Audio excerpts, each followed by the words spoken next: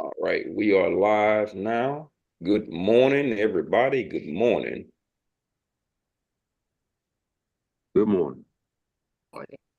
So let's do what we normally do, right? Before we get to our intraday charts, let's go ahead and look at what these long-term charts doing.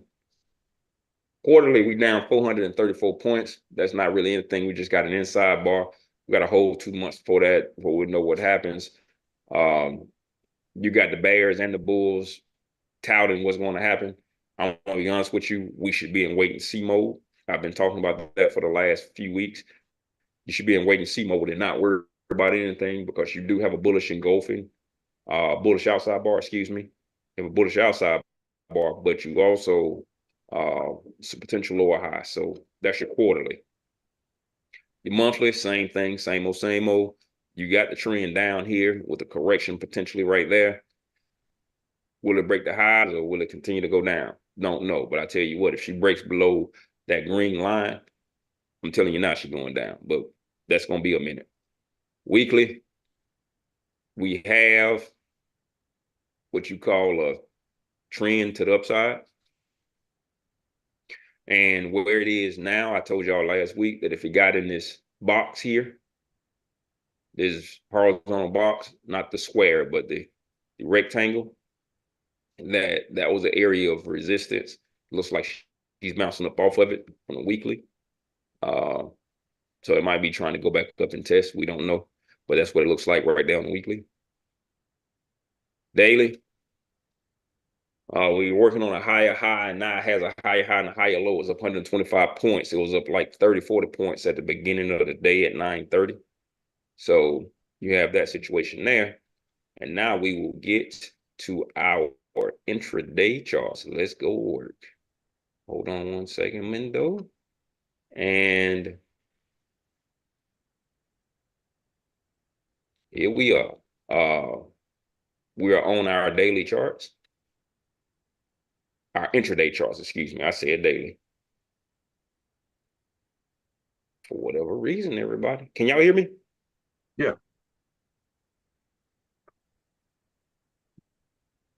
Why is my... Hold on, ladies and gentlemen. I'm trying to find my mouse. My mouse is... Yours is moving. Mine is not moving. Hold on one second for me. So it's my computer and my charts. It's not anything else. All right, ladies and gentlemen, wow, I get that queued and fixed. Quentin is going to queue up the book that we're going to listen to this week. It's going to take several days for us to get through this book. It's called How to Turn $5,000 into $1 Million. Q, if you could go ahead and queue that up. And then... Sure Can you hear me? thing.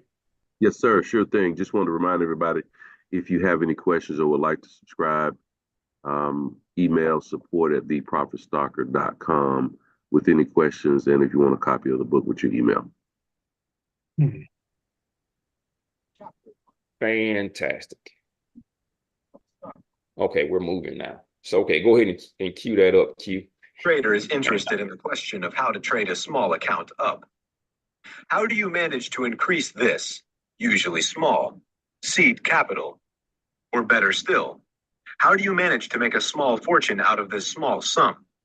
Preferably, as fast as possible. As soon as the money is in the brokerage account, most traders usually start looking for some kind of holy grail method, which sometimes takes years, as long as there is still money left. I would like to point out my views of things in this book. It will probably surprise some, and will certainly upset others, because what I have to say on the subject may not suit everyone. Those who have read my other books know that I am critical of the idea of making a fortune out of a small capital investment. Yes, there are traders who succeeded in doing this, but they are few and far between. And above all, there are very few who have done so with the traditional short-term methods. The goal of USD 1 million is a very high goal for most traders. In fact, some would say that 1 million is the sum you should bring with you when you go to the stock market. As the reader, you possibly know that even this kind of money is no guarantee that you will be successful. Most traders do not have so much capital when they start anyway. So the question is quite legitimate. Once you have made the decision that the stock market is the best way, I know someone who made his first million selling ice cream. What do you need to do if you want to earn $1 million? Big goals need big perspectives. If you plan to earn USD 500 with trading, then you need a different perspective than if your goal is USD 1 million. This book is about how to adopt such a perspective. Unfortunately, many traders try to reach this goal by sticking to the USD 500 perspective. I just need to reach this modest goal for enough days in a row, they say. Then I'll get to the million on my own, sooner or later. As a rule, these traders never reach their goal, and I firmly believe that the reason for this failure lies in their incorrect perspective. No doubt, you could become a millionaire by collecting 5-cent pieces. But in my opinion, that would take much too long. Incidentally, I only came to understand this simple truth gradually. I was one of those traders who looked for 5 cents every day. The tragedy of this approach is that every now and then, you actually will find a few 5-cent pieces. That little surge of happiness that one feels makes one think one is on the right track. No doubt, the person who collects 5-cent pieces will reach his million one day. For example, if he finds one of those coins every day, he simply needs to repeat the success for the next 20 million days. I think the reader will see the absurdity of this idea. So, if you set yourself a high goal, you should look for ideas that will get you to your destination a little faster than our brave collector of 5-cent pieces. In this book, we will look at how one can find such opportunities and what perspective we need to adopt, rather than walking around with our eyes glued to the sidewalk. I would like to present the reader with a strategy that, in my opinion, makes it possible to make a fortune on the stock market. I am not saying that this is the only way, because there are thousands of ways to make money on the stock market. But it is a radical method, because it assumes that, under normal circumstances, the trader with a small starting capital will not be able to achieve this. Nevertheless, the possibility exists to make a fortune on the stock market with just a small investment, by procuring the missing capital from another source outside of yourself. The strategy that I present here starts with the assumption that the trader cannot achieve this with his money, but only with the market's money. He will have to learn to get the money from where it is, and he'll have to do it with chutzpah. In other words, he will have to take some serious risks. I think that speaks for itself. To say anything else would be a lie. Just as it is possible to build a real estate empire without a dollar of equity, so it is possible to build a large trading account within a relatively short time with a small starting capital, USD 5,000, or even less. I am contradicting myself here because I have already said in previous books that this is not possible. What I meant was that it is not possible to do so with conventional trading methods. In other words, you will have to go to very unconventional ways if you want to achieve that goal. Chapter 2. Trade with the market's money, not with your own. My best year of trading was 2008, but most of the money I got did not come from my day trading or scalping. Although those methods also worked well that year, most of my profits came from a single trade. A single. I earned more with that trade than I had in the previous 3 years. This experience was a kind of breakthrough for me. These are the kinds of moments when you discover completely new possibilities. That was the case with the one trade with which I made a 6-figure sum. It was the time of the financial crisis. Lehman Brothers was broke. The stock markets had plummeted. Almost everyone was sitting on big losses, while I was able to reap the biggest profit of my trader career because I was standing on the other side. No, I was not short in stocks, even though that would have been an excellent idea. I was long in silver. That was my only position at that exciting time. Long silver. I was convinced that in a crisis of confidence of this magnitude, subprime crisis, it would be a good idea to buy so-called crisis currency. Investors like to park their money in markets that are considered safe havens in times of turmoil. Traditionally, these are the precious metals, especially gold and silver, of course, but also currencies of certain countries, such as the Swiss franc or the Norwegian krone. At the time, I did not understand that this also included the US dollar. Escaping the risk usually helps the markets that are considered relatively stable or low risk. I chose silver because I assumed silver would outperform gold in this crisis. This assumption turned out to be correct, but unfortunately, it did not really materialize until 3 years later, when silver climbed to stratospheric heights in the wake of the euro crisis. Still, my silver trade of 2008 was a success, though the movement on silver in early 2008 was modest compared to what had happened in 2010, 2011. I started building smaller positions in the range of around USD 13 or USD 14. During the subprime crisis in late 2017, these first positions turned to profits quickly and easily. After a few days, I already had a book profit of over USD 1,000. Not bad, you might think. And under normal circumstances, I would have been happy with that gain, and I would have sold the position. Incidentally, I did not intend to keep that trade going for long. I gladly admit that the trade was intended as a day trade. Once the position had gained nicely, I thought, why not keep it going a little longer and try to get more out of the trade? And indeed, silver rose the next day, and I had the courage to buy another contract. But you have to be aware of the hysteria of those days. The media was full of bad news, not to say catastrophic news.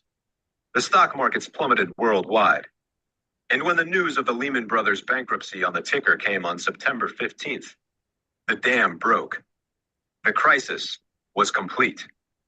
My silver trade, on the other hand, did very well. The more the silver price rose, the more contracts I bought. A few days later, I already had 5-digit profits.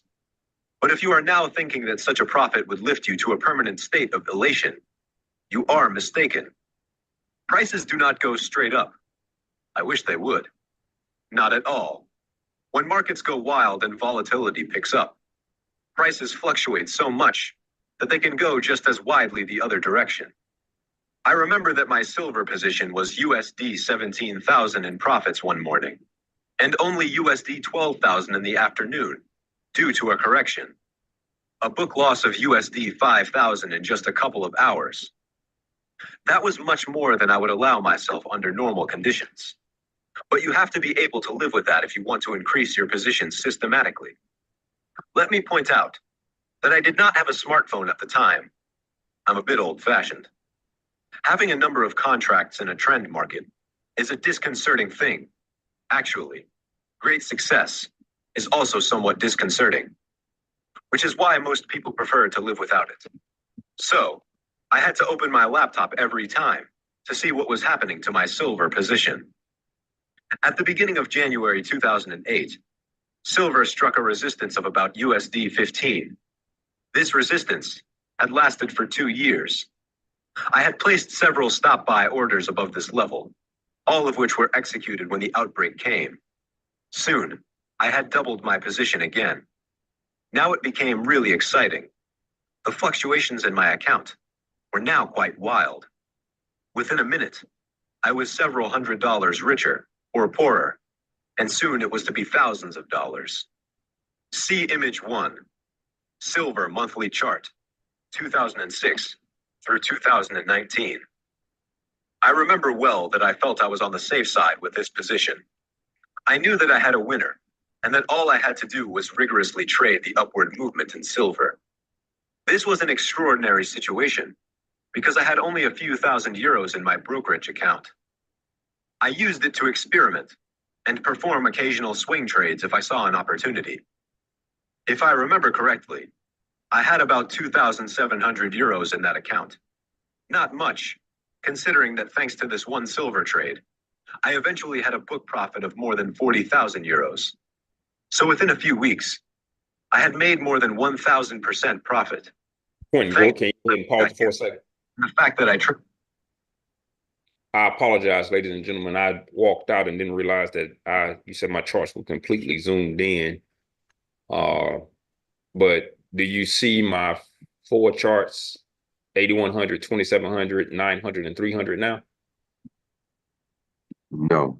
No, they're still pretty big on the screen. What the world? Hold on a second. Let me change this. Do the new share. I apologize, ladies and gentlemen. Let me figure out what's going on here. Tell you what. Let me do this.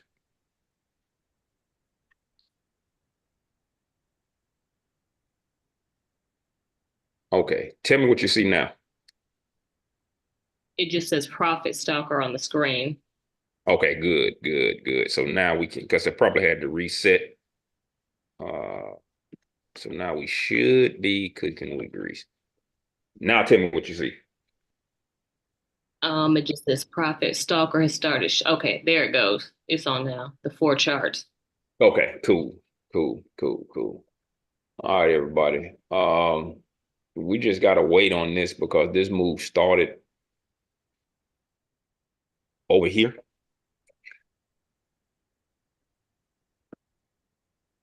This move started pre-market. Zoom, just the words. Okay, there we go. All right, should be cooking with grease now.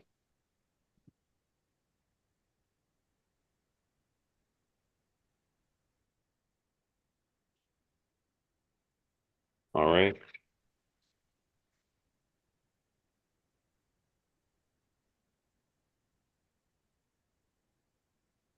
And she tries to go up here.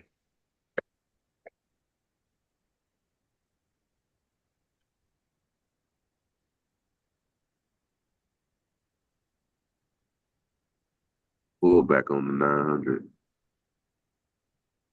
Yeah, it did pull back. Now we just gotta wait on her to now go up. I mean, wait for pull back on these larger time frames because this thing is up big this morning. Did you see anything you would have taken?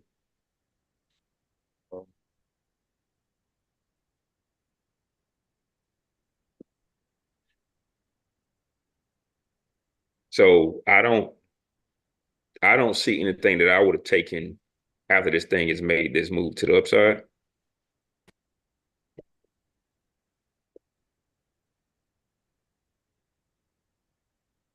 I know something funky is going on this morning, guys. Now I'll get it figured out here in a second.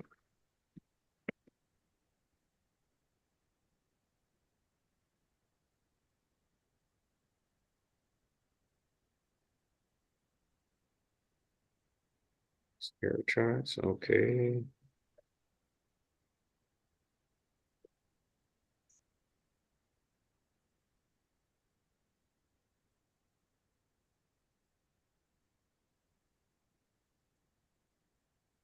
For whatever reason, it won't come on.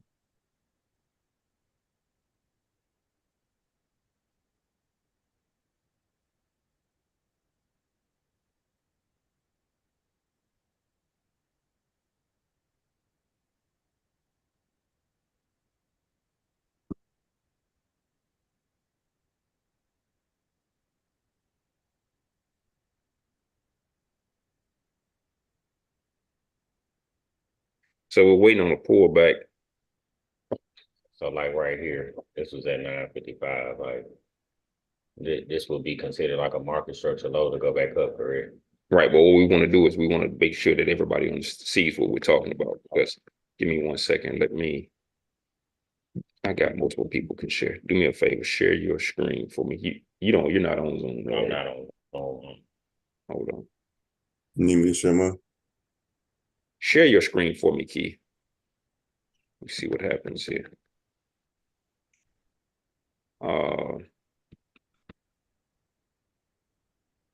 And let me know you're sharing. I'll take a look at your screen.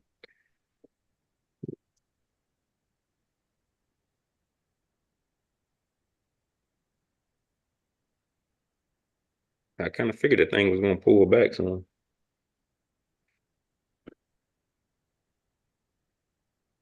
Let me know, Key. All right, I'm sure. All right.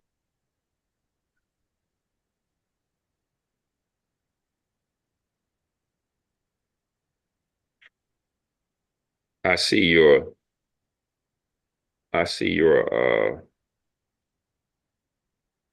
it's not showing the screen, Keith.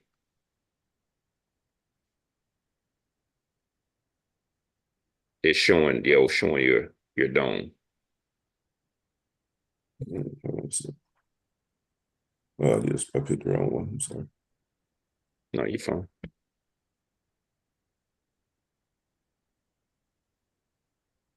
You are fine. I see everybody at the top.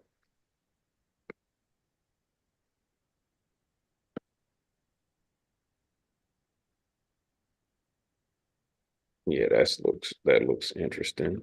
All right, cool. And then what do y'all see? Quentin, what do y'all see? See 4 charts. Okay, cool. See, yeah. All right, cool. Cool. All right. I don't know what's going on with Zoom this morning.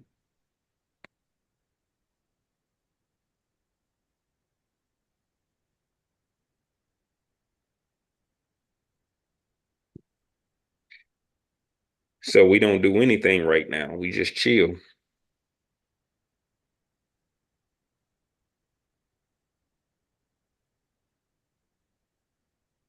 We just chill.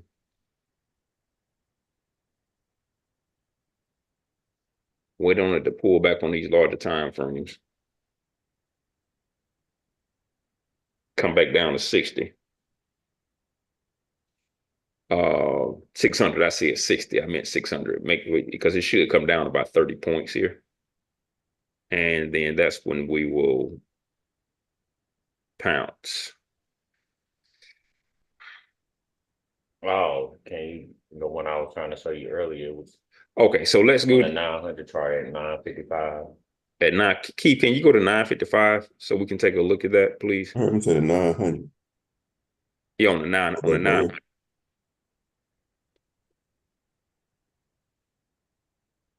You said 955. In this area right here. Let me see. Can you put your chart on like 955, 956, Keith? Your crosshair? I think you're talking about this pullback right here. Yeah. So So that's why I was saying that's what I thought that I would have wanted to enter it. And I guess I was asking you if I would have been correct to. so from a price standpoint, you're right. From a system standpoint, meaning everything's lined up, you're wrong. Right. So Ronald is talking about everybody. Is it a trade? No. Because everything is not lined up quite yet at that point. Because it's flat at that. The only reason it's like that is because it's flat. It's consolidating in that area right there. And then it breaks out, and then you take the next pullback on the 900 if it gives you one. I don't know. Can you scroll over? So like right there. No. Here's where you want to take the trade right here, right? Oh, are you taking the trade on the 900 or the 300? Yeah, you'd be taking a trade on the 900, right?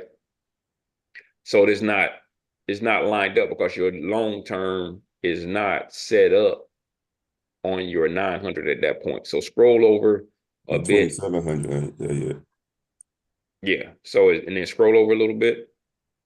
And it just went up because I don't think it gave you a pullback. Did it give you keep scrolling over? Go down and hit your arrow. Yeah. It never gave you, if you didn't get that, it didn't give it to you, right? It came out of consolidation. That trade happened out of consolidation, is what I'm trying to say. In a nutshell. So keep scrolling over, Keith. Keep scrolling over. Everybody, you see where that down arrow went? That's where your actual trade happens right there. And by that time, it's late. So your trade now is happening on your 2,700, which made the trade, which was completely legit. And you could have entered that trade and it paid you on the 2,700 chart, which is the second chart from the left. So go over, Keith. You almost right there. So that trade right there happened and everything was in your favor to take that trade there. And that's all we're doing. We're just waiting on everything to kind of line up for us. I think it's going to come back down to the 600 level and then bounce back off on the 8,100. That's what I'm hoping will happen.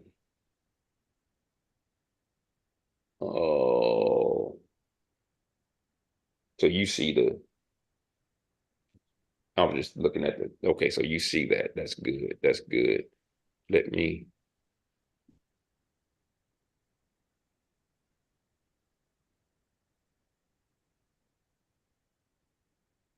Okay. What I'm going to do, Keith, while you're doing your thing here, I'm going to shut my charts down because I think something happened to them. That's Keith's charts. Now I'm talking about yours. The two charts that you just had up, they were moving. Let's see here. Okay. Let's see what we got. That's the two charts I had up. Hold on a second, because you just have two charts. I may have, but what has happened is, ladies and gentlemen, what we got going on is, for whatever reason, everybody's charts is working. Mine is acting crazy this morning. And that happens from time to time.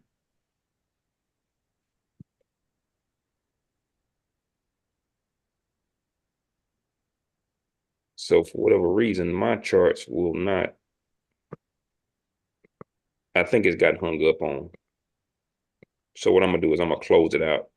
I'm gonna close out my charts.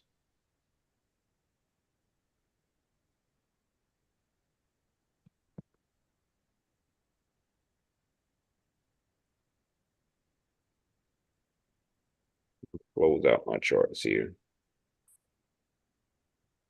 Yes.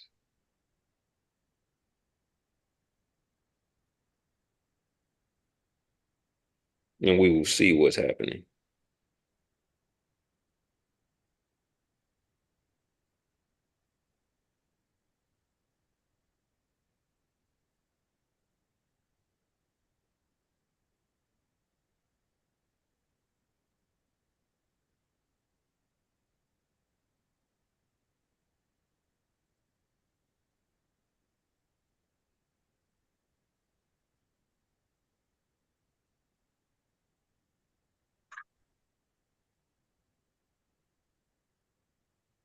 And go ahead and cue that up. Cue with the how to turn 5,000 to 1,000,000. We just waiting on it to pull back.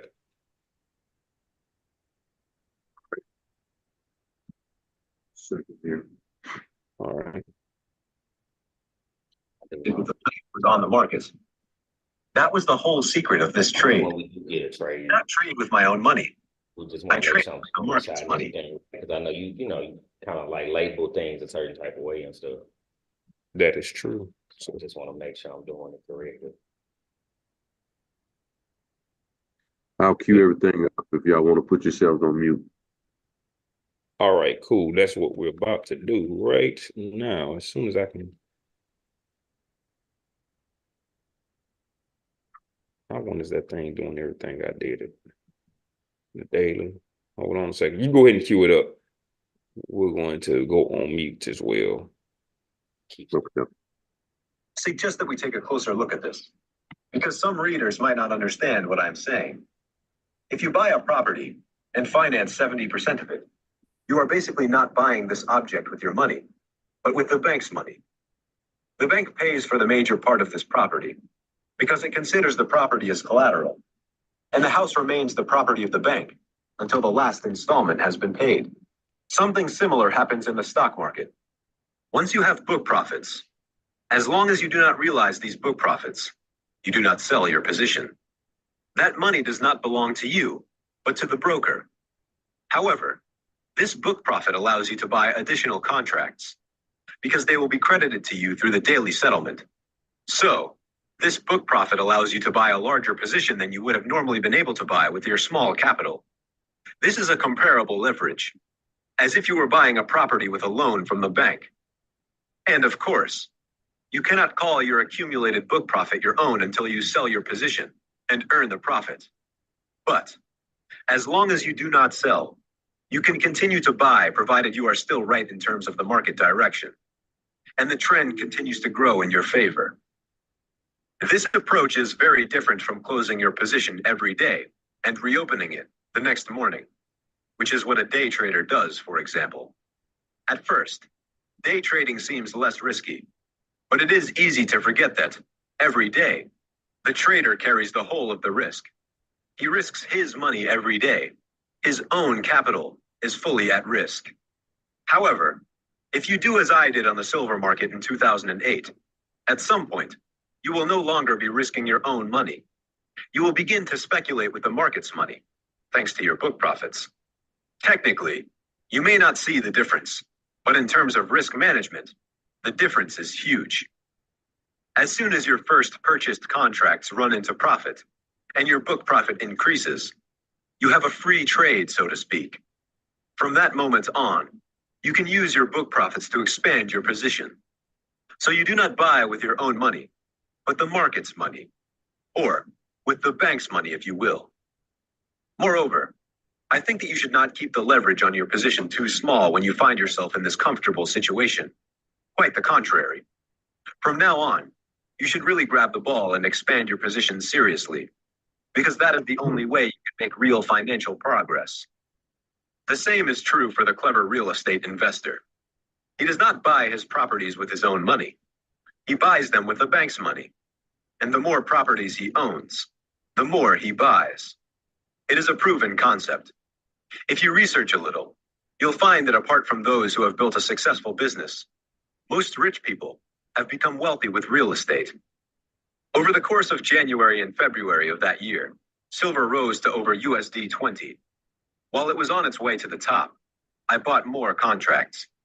In the end, not as aggressively as in the beginning, because after studying the chart, I had the feeling that at some point, silver was going to reach a peak, and then the inevitable correction would occur. This feeling was soon to come true. In March, silver reached its high. The volatility was almost insane. I started selling my contracts and locking in on my profits. In hindsight, I sold a bit too late and lost out on some of the profit I could have made. But in hindsight, you are always smarter. The trade was a big success, and I was able to live on that kind of money for a long time. After I had closed the position completely, I did not do anything for months. It took time for me to recover from my own success. Anyone who believes that success is something great and simple is wrong. It is really scary, because you are confronted with something that is unknown in you, something that is much bigger and more powerful than you. Chapter 3: Learning from the Grand Master of Speculators. In stumbling into this trade by chance, I unconsciously did something that would only become a real method in years to come. Of course, I knew what I was doing. I had heard of other traders who had completed these types of trades successfully. And of course, there are examples of traders in trading literature who have become wealthy in this way. But let's be honest, you can only really understand a method if you apply it yourself. Theoretical knowledge does not help you at all. Since I did not intend to do such a trade, I was not prepared for the potential risks of this method. Neither did I know, what I would go through emotionally during the time I was holding that position. In retrospect, I took time to study the traders who had used this strategy successfully, and above all, of course, the American trader and speculator Jesse Livermore. He is probably the most prominent example of a trader who went the whole hog. You can read about Jesse Livermore on the internet. And of course, I also recommend the book by Edwin Lefebvre, Reminiscences of a Stock Operator. It describes the method we are talking about here in an entertaining way. Of course, Livermore did not master his method from the beginning. He started off playing the market in the short term, like most of us. Times do not change. At some point, he realized that the big money could only be earned with the big market movements. Of course, for this, he needed a different method to that of a day trader. First, one has to say that Livermore traded primarily in equities. There was no such thing as trading with an index at the time. However, you can apply this method perfectly in the usual trading markets, such as SP 500, NASDAQ, DAX, IBEX, CAC 40, or Euro US dollar. Before Livermore became active at all, he observed the markets. This is the first pillar of this method. Livermore was a good observer. Above all, he looked at the market leaders of that time, the driving forces of the stock markets. He studied the most important stocks of the sectors. In his time, these were, for example, Bethlehem Steel or Northern Pacific.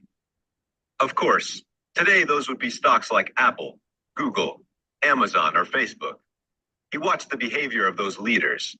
He looked at how they responded to certain news, whether they recovered quickly from a negative news announcement, bullish, or not, bearish. If you want to get involved with Livermore's method, you can refer to the little book by Richard D. Wyckoff, Jesse Livermore's Methods of Trading in Stocks. In my opinion, the key word here is observing. In other words, Livermore may have had no position in the market for weeks or even months. He was 100% in cash during those periods. That is not easy for many traders, because you have the feeling that if you have no position at all, you are not involved in the stock market, and you could miss out on good opportunities. Nothing could be farther from the truth. 100% cash is a position. Actually, it is a very important position. Before you can act, you first have to learn to observe closely and wait for the really good opportunities to come your way. Patience is one of the most important virtues that you will need to develop if you want to be successful with this method. It is undoubtedly the hardest part of the method. You will have to learn to transfer money to a brokerage account and then do nothing for weeks, sometimes even for months. Can you do this, even if your broker bombards you with emails and asks you to start trading because his systems are sending him great signals? Again, you will have to learn from Livermore, who hated nothing more than the so-called tips that you get from everywhere as soon as you enter the stock market. He tried to free himself from these confusing influences by all the means he had at his disposal. He did this by partially isolating himself from the outside world, so that he was only able to listen to his own intuition and instincts. He did not become active until he saw a real opportunity, coming from his own observations. I think that this habit is much more difficult to learn today than it was in Livermore's day. Today, the news, opinions, and tips, and whatever distractions the broker industry may invent, do not only come in the form of newspapers, magazines, newsletters, emails, and alerts. They also flash at you at the most inopportune moments, on the small, flat device that each of us carries around permanently, wherever we go. You must learn to forget about all that noise and disregard all the supposedly interesting stock market pages and the seemingly interesting articles by analysts. Or even better, do not even read them anymore. You must learn to become a completely independent observer and a completely independent-minded person.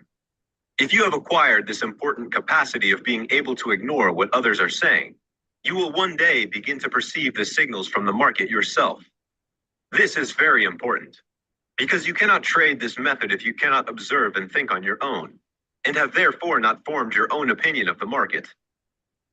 Did I just say that you should get your own opinion of the market? Yes. Even though you may have read everywhere that you can only be a good trader if you have no opinion of the market. This may apply to short-term strategies such as day trading, but it does not apply if you want to make a trade, as I did with silver in 2008. At the end of 2007, due to the financial crisis, I was bullish on gold and silver, and the market proved me right. Will you always be right regarding the direction of the market? By no means. You will experience again and again that you have to close your first position at a loss, or that your position does not progress at all. You will experience that the market does not confirm your opinion. There's nothing wrong with that. That's part of the game. Hopefully you will get out of it with a small loss and return to the observation status for weeks or even months. After all, you want to respect the first law of a trade. Preserve your trading capital. Second, you always have to maintain another, even more important asset. And I do not mean the amount of money in your brokerage account.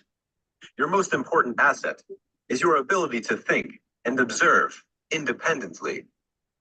As long as you have a position and your money is exposed to market risks, you cannot think anymore. You are emotionally involved with the trade, and the bigger the position becomes, and the more money there is in the game, the more you will battle with your feelings and emotions. If your emotions are so strong that you can hardly bear it, then your position is probably too big. If your emotions are so weak that you hardly feel them, then it is probably too small, and you should add to your position. It goes both ways. For example, I was one who tended to keep my positions too small. Therefore, my silver trade was a sort of cathartic moment for me, because it forced me to give it a go when the opportunity presented itself. One has to realize that making money on the stock market does not happen in the same way as it does in the usual professions. With a regular job, you get the same amount each month. That gives those who walk this path a sense of security. There is no such thing on the stock market. Oh well, some think that it is possible.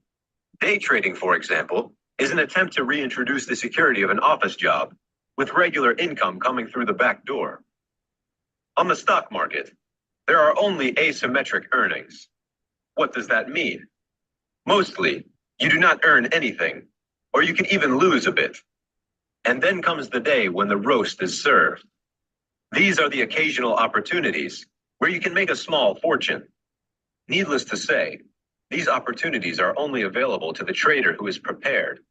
And that is why it is so important to build your own independent observation post, as Jesse Livermore did. Then, if you see an opportunity based on your observations, you should buy, or sell if you go short, a small first position. This first position is to test the water. But the first position also has another important function. According to Livermore, you cannot judge a market until you are in it yourself. This first little position tells you whether or not you are in the right market. If you do not have a position, there is no way of knowing. You have to be emotionally involved with your own money. If the trade feels good and the market is moving in the right direction, you can start buying more contracts, or more shares if you trade in stocks. Of course, you will not catch a major trend every time, as I did with my silver trade. Sometimes you will have to interrupt the trade because the trend does not continue or even turns in the other direction. But if you follow the criteria that I will explain in the following chapters, you will occasionally make a nice profit. Chapter 4, Scaling In, Scaling Out. The real secret of a successful trading business is not the perfect entry or the perfect exit from a position. Too many traders put too much emphasis on this aspect of strategy. The real secret is ensuring that your winners are infinitely bigger than your losers. If you have a book profit with a trade, you should not frantically sell and pocket the profits, as many traders do. You should see this book gain as an opportunity or an option. You should ask yourself whether or not there is still a lot to gain here. So, the right strategy is to invest in this book profit. In principle, this trading technique can be carried out with any financial instrument. Of course, you will benefit most if you build such positions with leveraged instruments, such as features or options. You will learn to reinvest your unrealized gains on open trades.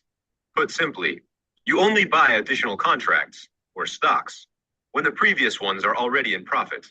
In this way, you can build up large positions in a market without increasing the initial risk of the position. The RRR, risk-reward ratio, will gradually improve in this way. However, if you do the opposite, averaging down, you increase your risk. Averaging down when prices fall further only makes sense for long-term oriented investors who, for example, have a dividend strategy. Right from the beginning, I would like to make it clear that the technique of buying up is easy to understand, but it is not necessarily easy to carry out. This technique goes against the nature of the trader. As soon as a trade becomes profitable, the trader wants to hedge it through active stop management, or even pocket the gains. The trader must therefore muster a good deal of self-control and discipline in order not to concede to his natural tendency to take the first profits and run. On the contrary, instead of taking the profits and getting out of the market, he has to learn to buy additional contracts or shares. He has to learn to increase his position when the starting position is in profit. This requires courage, but also the insight to understand that this is the only way to reach substantial profits. The method that I present here is not the same as so-called pyramiding. It is important to clearly describe the difference. Building a pyramid in a market means that the first position you buy is the largest, the base of the pyramid. Each additional position you buy should be a bit smaller than the previous one, usually half the size. So, if you start with 100 shares, then the second position should only be 50 shares, the third, 25, and so on. The idea of this approach is clear. A trader who works with this methodology believes that the longer a trend lasts, the bigger the likelihood is that it will turn. That's why he reduces the risk. Although I can understand the logic of this methodology, it is a suboptimal idea for me. If you are right about your market assessment and the trend continues, then you should definitely go for it. Because if you are already sitting on good profits, you can, as already mentioned, speculate with the market's money. You should internalize this difference. Risk is not equal to risk. If you are a day trader and close your positions every night, you start afresh every morning. This means that you risk your money every day. In that sense, one could say that day trading is suboptimal in terms of risk management. Every day, you risk your money in the markets. By contrast, if you scale into a trend, you only risk your money with the first position. For the second contract, you pay with the market's money, with the book profits from the first position. Therefore, I am not talking about pyramiding, but about scaling in, scaling out. Unlike building a pyramid, you cannot increase your position until the first position has enough book profit, so that this book profit gain enables you to buy a second position. This second position is not smaller than the first. It is usually the same size. For example, if you trade futures, the smallest unit is one contract. You cannot reduce or divide this unit. In that sense, you double your position with the purchase of a second contract. If this one also runs into profit, the book profits of the first two contracts allow you to buy a third contract. From now on, you do not double your position, as you did with the second contract. Your position increases by 33%. The longer the trend lasts, and the more contracts you can buy, the smaller your risk will be, even though you substantially increase your position with each new purchase. Thus, with each new contract you buy, you greatly increase the chance of a huge win, while minimizing your risk, thanks to accumulated book profits. Therefore, in my view, scaling in, scaling out is a much less risky method than day trading, or even holding a stock portfolio that you have bought with 100% of your own funds. I hope the difference is clear. An intelligent investor tries to generate a maximum return with the lowest possible initial risk. This is the case with real estate. Here, the bank finances your property, and your tenant pays the installments. And this is how it should be when you buy a company or company shares through private placements, not by buying shares in the market. In my opinion, the method of scaling in, scaling out, therefore belongs in an advanced investor's toolbox. The first position is nothing more than a hypothesis, and this is really how you should see it. You make an assumption as to how a market might develop from the moment of purchase or sale on a short sale. This assumption is either confirmed or not. Basically, the output does not matter. Sometimes you'll be right, sometimes wrong. That's why you should not pyramid. Buy the largest position at the beginning, because you then buy the biggest position with your money. It is better to buy the larger portions of the position with the market's money through book profits. Of course, the scaling in, scaling out method is not completely risk-free, because a medium or small reversal can reduce or even destroy the accrued book profit. Needless to say, if this happens, you should start to reduce your position and close it completely if necessary. Then it is a case of nothing ventured, nothing gained. Ideally, you should build a position in such a market so that this never happens. That's why I recommend that you do not use this method on medium trends, which take a few days, or even on short-term trends, a few hours. That's the common mistake many make. This method is designed for the major stock market trends. The idea is that you are in the trade for a matter of weeks and possibly several months. Only in this way, you can achieve above average profits, even with a small starting capital. This is hardly possible with the trends that only last a few days. The position takes time to develop. For example, if you buy a stock at USD 20, your goal should not be to sell it at USD 22. That's not a big trend. But if you hold on to the stock for 6 months and it rises to USD 35, then you have the time to build a significant position with it, which you finance with book profits. Scaling in, scaling out is not unusual, by the way. It is a common method used by many traders and also hedge funds to build significant positions in a market. However, if you have no previous experience with this method, I recommend that you start with a calm approach and do not buy too many contracts on the first trade. I will demonstrate how the technique works with 2 examples. See image 2, crude oil, scaling in, scaling out. As an example, let us have a closer look at this short trade in the crude oil futures. After the market gave a bearish signal, the trader went short with a first futures contract at USD 69.70, small red line in the upper left corner of the chart. As the market continued to fall, he sold at USD 66.4, a second contract short. Overall, he sold 7 contracts in this falling market. When crude oil hit the USD 50 mark in late November 2018, the future started to go sideways at that level. After not falling any further for a week, the trader was aware that a reversal or correction could happen and started scaling out. He bought back a first contract on the market, first green arrow on the bottom left. Thus, he was only 6 contracts short and had realized the profit of 1 contract. When the market stabilized above USD 50 after 3 days, he closed the second contract and a third contract 2 days later, so that he was only 4 contracts short. The trader was rewarded for his patience, because on December 17th, crude oil fell below USD 50. When the futures fell below USD 47 the day after, he closed the 4th contract. Now he was only 3 contracts short. The low of this move was USD 42.72. Of course, the trader could not predict this low. As the future began to rise again in the following days, he gradually closed the 3 remaining contracts, green arrows on the right. Although the trader did not reach the optimum in this example, he nevertheless made a successful trade. He was in this move with 7 contracts short, all of which he was able to close at a profit. Overall, the trader was in the position from October 18th, 2018 to January 2nd, 2019, almost 2.5 months. This is a typical time frame for the type of position trade we are talking about here.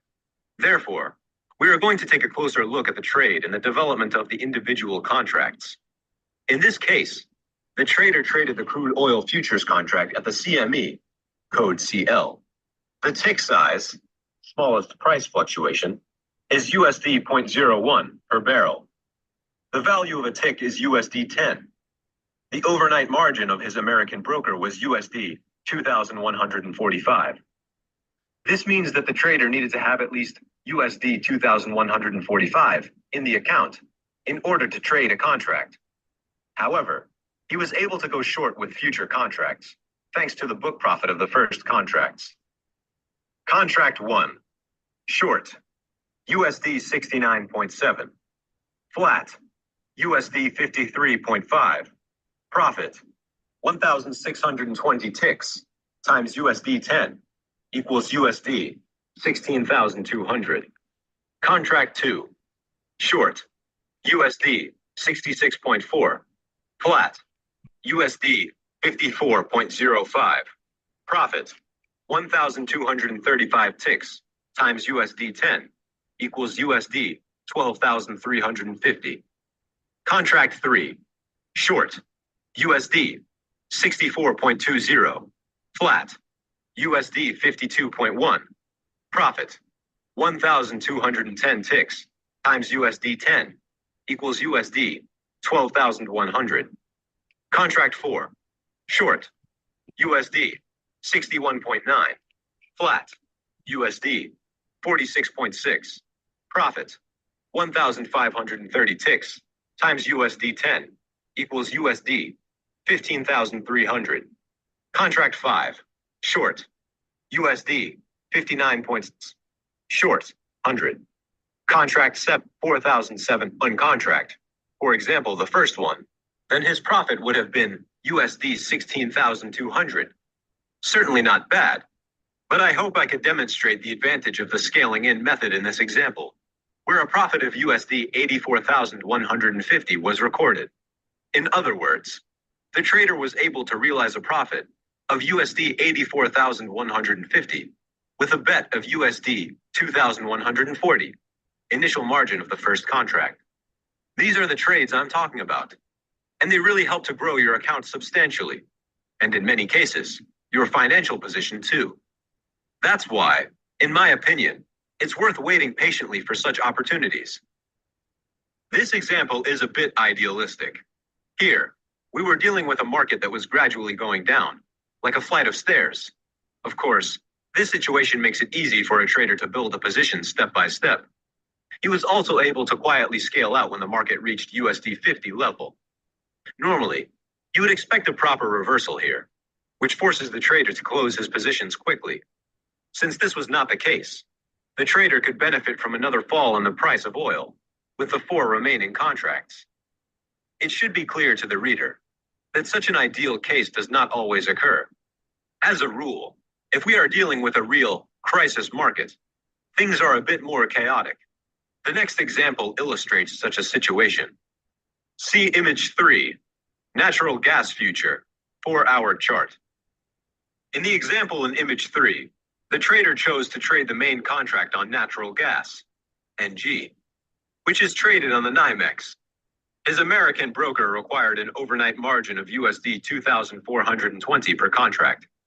If he had traded with a European broker, for example, he would have had to deposit USD 5,000 to trade even one contract. The smallest price fluctuation, tick, in this contract is 0.001. The value of a single tick is USD 10. After the future on natural gas had fluctuated between USD 2.50 and USD 3 for months in 2018, the price suddenly jumped above USD 3.20 on November 5th. This prompted the trader to open a first test position in this market. First green arrow at the bottom left. When the price rose to USD 3.40 the same day, the trader bought a second contract. On November 6th, the futures rose above USD 3.40, so the trader bought a third contract.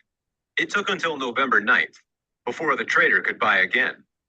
The market went sideways for several days. From September 9th to 13th, the trader was able to buy 6 additional contracts. He was now long by 9 contracts. November 14th was the day when the future began to rise in a parabolic way. During the day, the future rose from USD 4 to over USD 4.80, an increase of 20%. As you can see, pause it for a second. More contracts. Thank you so much. Ladies and gentlemen, as you can see, the market is literally, it made that run up at the very beginning of the day, and now she's flat, right? So what we got to do is wait on this thing to make some kind of correction on the 8100, some kind of pullback. It's not really pulling back, and it's not really going up with any kind of volume. So we have to wait on that, right? So the purpose of me being online is not for me to show you trades 100% of the time, all the time. It's for me to explain to you why the market is doing what it's doing, what the market is doing, how it's doing what it's doing, and what does that mean to us when we're trading. Okay. And we want to bring value to you so that you can actually be here and see how professionals actually trade, what it looks like. There's a lot of waiting, a lot of sitting and waiting and that kind of thing, but we want to give you value in the interim by allowing you to listen to some of the stuff that we listen to on a regular basis. As a matter of fact, also, if anybody's interested in what we're doing, right, please like, subscribe, and share. And also, in addition to that, shoot me an email at support@, theprofitstalker.com, and we can talk about it. But right now, we're going to go back to the book, How to Turn $5,000 into $1 Million. And I'll be quiet. I just want to chime in and let you know what's going on and why we're just kind of sitting here. There's nothing to do right now on the NQ futures market that we're trading. All right. Thank you so much. You can cue it up, back to you. On the way up. But during the day, the future rose from USD to over USD 4.80, an increase of 20%.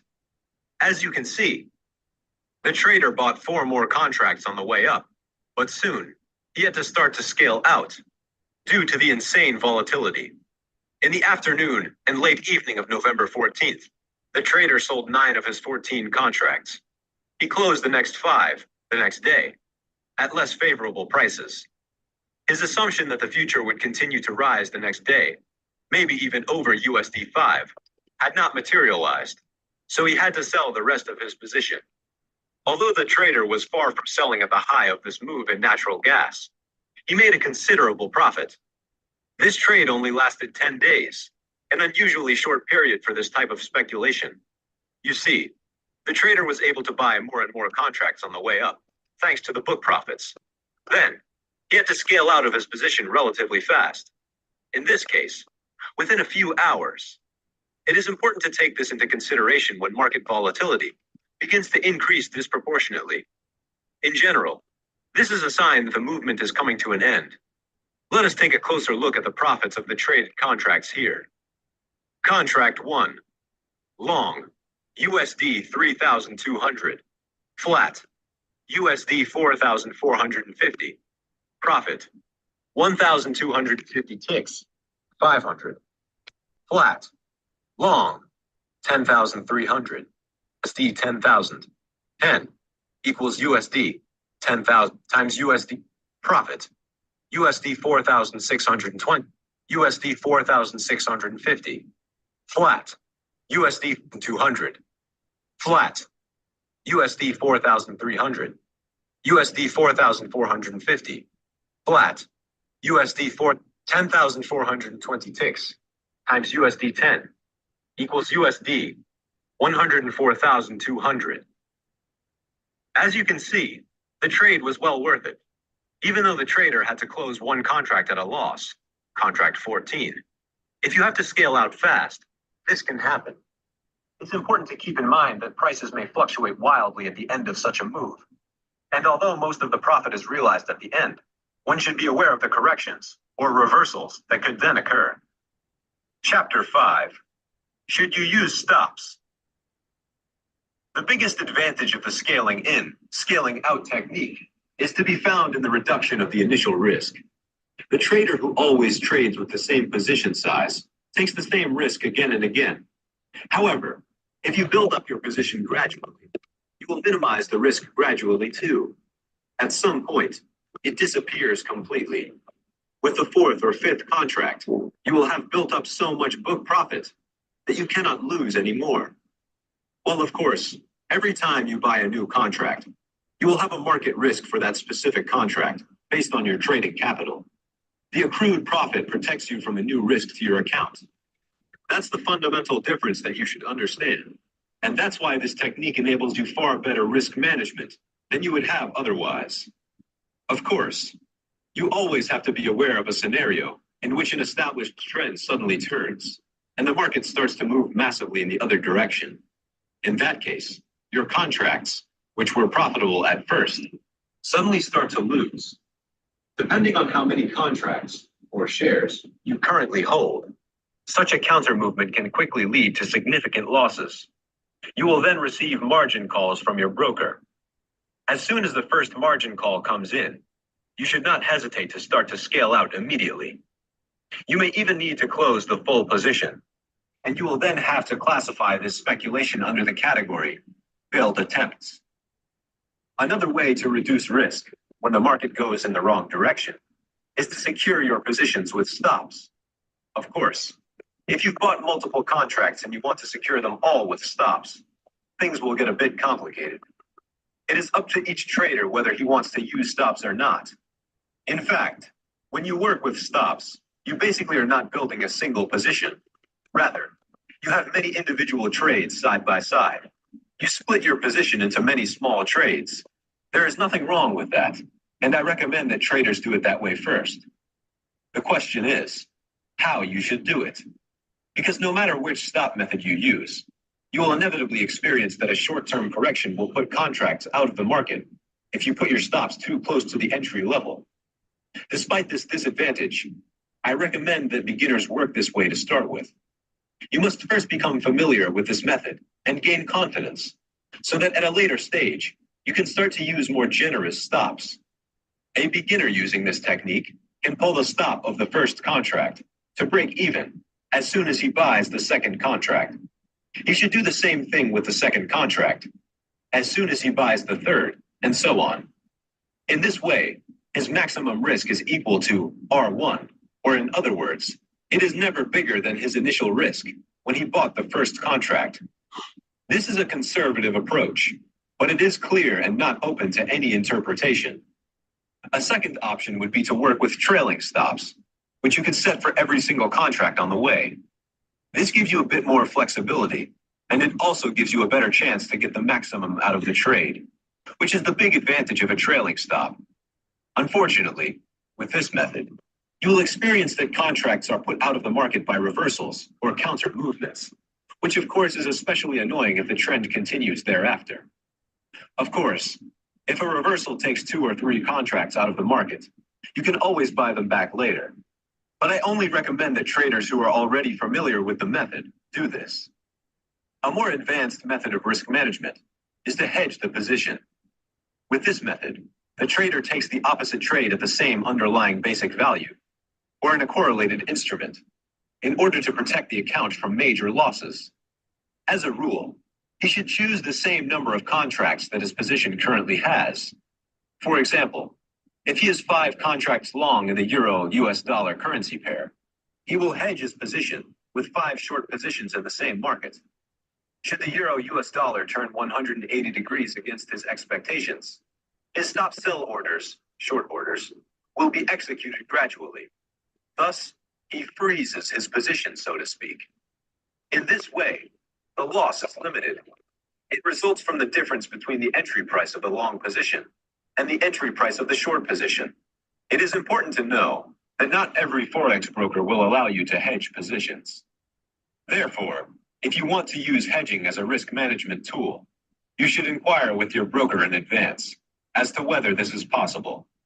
Once the hedge has been built and the position is frozen, the trader has several options. He can close the full position, including the hedge, and thus take the loss. In general, this is the best solution.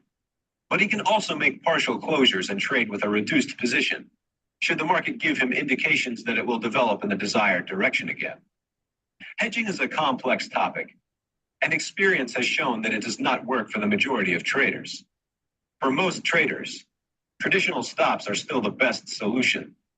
I see hedging more as a kind of emergency brake, which only comes into force when the position is really in danger, and bigger losses could occur. In my view, only traders who really know what they're doing should use hedging to protect open positions. Chapter 6. What do you do if the market is going in the wrong direction? No matter how well you prepare trades, you will experience, from time to time, that a position that you currently hold does not work out as desired. Perhaps it is not moving at all, and your test position changes from slightly in the plus to slightly in the minus. Of course, this is the easy version. You can either close the position and wait until something really starts happening, or the second option is to push the stop closer to your entry price in the hope that the market will eventually begin to move properly. Usually you will be stopped out. It is a well-known trader's wisdom that positions that go into profit immediately are usually the best. If they do not, always be careful. On the other hand, if your position initially goes in the right direction and you are already able to buy 3 or 4 contracts, and then the market suddenly turns 180 degrees, you should not panic. Emotions such as panic are an unmistakable sign that either your position is too big or that this method does not suit you. If the market goes against you for a few hours a day and the losses become too big, instead of hurrying to close the whole position, you can close a part of your position. For example, you can sell the last 2 contracts you bought that are now at a loss, and then watch the market until it turns back in your favor. The big advantage of multiple entries is that you do not need to close the whole position when things are not going well. If you only have 1 contract, it goes without saying that you have to get out completely. When you start working with the scaling in, scaling out method, you will automatically learn to become an active manager of your positions. This technique is based on the insight that the ideal entry into a position does not usually happen. As a rule, you will need to be patient and give your first position time to become profitable. Incidentally, not all trend markets develop in a straight line in one direction. That's why I recommend trading on higher time frames, such as daily charts or even weekly charts. If your position is showing a decent profit and you have 4 or 5 contracts in the market, then you do not necessarily have to sell when the market goes against you for a few days. Admittedly, this scenario causes stress for some traders, but you should be able to withstand it if you want to become a millionaire. The only real risk is the loss of your initial capital. You should act when the first margin calls come in, at the latest. As each market evolves differently, there can be no blueprint for building positions. It's up to you to decide whether your position is simply too big or maybe too small. Your task as the manager of your account is to generate the maximum return with the minimum risk. If you only minimize your risks and do not buy enough contracts if the trade is going well, you violate the second part of this rule. Then you behave like those traders who trade with a linear position management. The whole strength of the method I recommend here is to understand that stock market success has little to do with hit rates or exact entries. You will have success in trading if you understand that profits come in asymmetrically. If you are on the right track, your position should be big enough for you to benefit disproportionately. Your trading history might look like this: minus 270, minus 1,745, plus 200, minus 2,340, plus 14,230, minus 3,140, plus 490, minus 1,300, minus 2,580, plus 45,360, minus 378, minus 1,700, and so on. I hope you understand the idea. The monster profits will only happen if you learn to buy consistently when you are on the right track.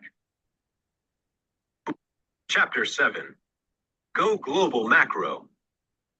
Since I recommend that traders should use this method to observe the developments on the global markets, we should also look at the strategy that bears this name, the Global Macro Strategy. This is a hedge fund strategy based on the macroeconomic principles of different countries or regions. For example, if the fund manager believes that the Eurozone is going into recession, he could sell short stocks or stock indices of the Eurozone. He has all the tools the financial sector has to offer at his disposal: stocks, futures, options, currencies, forwards, bonds, or ETFs. Global macro funds thus build positions based on events or shifts in international financial markets worldwide. One of the most famous global macro trades was the bet George Soros made against the British pound in 1992. By the way, I do not share Soros's political views, but I admire him as a trader. Soros then assumed that Great Britain would leave the European monetary system. According to his analysis, in the UK, both inflation and the key interest rate were too high, which had a negative impact on the British economy. His fund then built up a short position of $10 billion in the British pound over the course of several months. For the time, this was a huge position, even for a professional hedge fund. As you might know, Soros does not fiddle about on the edge. His strokes are broad. In the end, the UK had to give in and leave the European monetary system overnight. The pound depreciated dramatically. Soros's profit was over $1 billion, the biggest gain a trader had ever made on a single trade till then. Global macro traders have a clear justification for their trades. Now, such an approach sounds like you should have at least a degree in economics, or a whole division of specialists who provide in-depth analyses of developments in the financial markets, from which the trader can pick out the cream of the crop. The truth is that the managers of these funds know just as little as you. Maybe they have access to more data than you do. Maybe they are a bit smarter. I'm not convinced about that. But the fact is that these people are just as worried about whether the price of oil is likely to rise or not, or whether the UK will leave the EU or not, or whether President Trump will win the next election or not, and what this could mean to the dollar. You actually have an advantage over these specialists. You are not accountable to any customers or investors when it comes to your trading decisions. Customers can always threaten to withdraw their money if you do not perform well, and that can cost you your job. You do not have any of those problems. You can simply speculate fearlessly. The only thing you are risking is the money in your account. And with regard to the information that is available, we have much too much of it these days. The internet is full of news, analyses, and opinions from so-called specialists. I specialize in crises.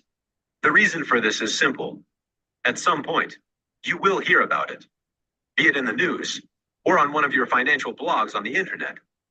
Crises occur again and again, and sometimes they have long lead times that give you all the time in the world to find out and build initial positions. When Greece skidded in 2010, the country was on the news every night, at least in Europe. And you should not make it too complicated. If there's a crisis somewhere, your options are limited anyway. Do you want to go short in the currency of the country?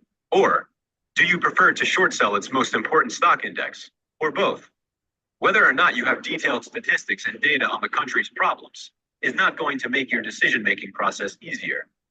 On the contrary, it is more likely to paralyze you and maybe even prevent you from doing the trade at all. Surely until now, nobody has become poor this way, but neither has it made anyone rich. Put simply, you will have to learn to be a speculator who acts internationally, despite limited information. Perhaps an awkward speculator in the beginning, but with increasing experience, you will become a more experienced speculator. And who knows, at some point, you might even become as shrewd as Soros, Rogers, or Paulson. Chapter 8. Look at the big picture. I'm always amazed at how little interest traders show in historical charts. If your main activity is the 5-minute chart, why look at a daily chart, let alone a weekly chart of your market? But if you want to bet on bigger trends, then you should do just that. Study long-term charts. You can find these charts on special websites, such as finviz.com. The nice thing about this site is the overview that it gives you across all markets at a glance. Just click on futures and then on charts. You can see which markets are currently in an uptrend or a downtrend and which ones are going sideways. FinViz lists the most important indices, commodities, bonds, and currencies. It is enough if you visit this site once a week and are aware of what is going on in the markets right now. Now, you may be wondering if it is absolutely necessary to study the price history of a market, not just for the last 2 or 5 years, but if available, also for the last 20 or 30 years, as some traders do. I know a Dutch investor who goes back even further in time. He once invited me to his home because he knew I was involved in the stock market. After chatting over a good cup of coffee, he invited me into an adjoining room, decorated with old maps, with a large oak table in the middle. He asked me to sit down, and then he suddenly took several large, elongated notebooks out of a cupboard and placed them on the oak table in front of me. As it turned out, he had compiled these books himself with the utmost care. There's only one copy of these in the world, he said. I was not quite sure whether he was joking or if he had spoken with an ironic undertone. Anyway, I was amazed when I started leafing through one of the notebooks. Each sheet represented the historical price history of a market. He had the Dow Jones, the Dutch AEX. He had bonds, commodities, and currencies. It was really fascinating because some of his charts went back over 300 years in time. This trader knew, for example, what the price of wheat was at the time of the French Revolution. He knew the price of coffee when the first coffee houses were opened in London and Paris in the 17th century. For gold and silver, he needed 2 pages because these charts went back over 800 years. It was fascinating to see what this trader had put together in the most laborious work. He had this information from a particular person who specializes in the presentation of such long-term charts. You may be wondering how it is possible to have such chart histories, especially since the habit of grouping stocks together in an index did not materialize until the end of the 19th century, when Charles Dow invented the Dow Jones Index. This was done by collecting the most important stock data before the index was introduced, thus calculating the Dow Jones backwards. At first, I thought that his hobby, as he called it, was in fact a leisure activity. Because what does it matter if you know today what the theoretical, recalculated, dollar price was at the time of the American War of Independence? The Dutch investors seemed to take it all very seriously. The Dutch, as we know, invented the stock market. And the more I talked to him about this or that historical development in certain markets, the more I got the impression that he actually used his charts to speculate. Of course, such calculations should be treated with some caution. As I flipped through his notebooks, he repeatedly pointed to one spot or another in an index or commodity chart, and I said, I think it will take us another 4 or 5 years to reach that level. Then it will become interesting. I could see a little twinkle in his eyes at the thought. He left no doubt. He had the patience to wait 4 or 5 years before investing in this market or that. Of course, you do not need to do your historical research as extensively as this Dutch investor did. But I was a bit jealous of his method. He has perspective, I thought. I could imagine him sitting at his oak table every now and then, leaning over his charts, and maybe thinking, okay, let us wait 2 more years before we do anything here. I learned 2 things from this man. First, patience. Not only had he printed his charts, highly recommended, but he kept them like art books so that he could look at them with the necessary respect and distance in order to think about their development. This Sunday perspective gives him the necessary distance to look at something in peace. This is hardly possible on a screen. The price fantasy that offers such a long-term perspective is even more important. If you look at Dow Jones' hourly chart, a perspective my Dutch stock market friend could only laugh at, how much price fantasy do you have? 500 points? 1,000? This Dutch trader considered a Dow Jones of 25,000 points, merely as an intermediate step on the way to 100,000 points. When I was with him, the Dow stood at 9,000, I think. Because of his historical view, he had this price fantasy. He could not tell me exactly whether we would reach the 100,000 in 2040 or 2045, but he was pretty sure it would happen in about that period. I am telling you this story because it shows that without such price fantasies, you cannot become a successful speculator. You have to take a bird's eye view and forget the daily back and forth on the stock market. All this is just noise, and it happens to confuse you. To speculate, you need a clear mind and a perspective that deals more with weekly and monthly charts of a market than with hourly charts, or even shorter time units. If you want to know where the money in the stock market is, that is where you will find it, in the weekly and monthly charts. And If you're looking for clear entry or exit signals, I recommend using Heiken Ashi charts whenever possible, because they also filter the daily noise out of a chart. Here are some examples. See Image 4, USD, CAD, weekly chart 2014 through 2016. Look at this weekly chart of the US dollar/Canadian dollar currency pair. Each candle represents 1 week of trading. I think the trend on this chart is clear. As soon as the color changes, you can close the position or even trade in the opposite direction. If the color changes again, you should also close or change your position. Is it that easy? Yes, it is. See Image 5, Amazon, weekly chart, 2015 through 2018. This weekly chart of the Amazon share may be even clearer. Sure, Amazon was in a clear upward trend during this period, but look how easily the Heiken Ashi candles could have helped you to build significant positions in such a market. See Image 6, Apple, weekly chart. Or, a current example, in the last quarter of 2018, Apple stock made a serious downward move, black Heiken Ashi candles. But then, after a doji arose, the perfect entry signal for a long position came in January 2019. Chapter 9, look for a catalyst. Of course, you can go along with the trend, according to the examples in the previous chapter, but then you will actually be a trend follower. There's nothing wrong with that, but please do it with the market leaders. In other words, with the shares that are also being bought by the big funds. Then you have a good chance that your speculation will work out. However, in the past, I often got really good results when I found a market that started moving because of a fundamental change. What else should move a market, if not some dramatic news, a positive or a negative? In order for you to speculate on such a dimension, you need a catalyst. What do I mean by that? A catalyst is an event or development in a market that fundamentally changes the perception of the players involved.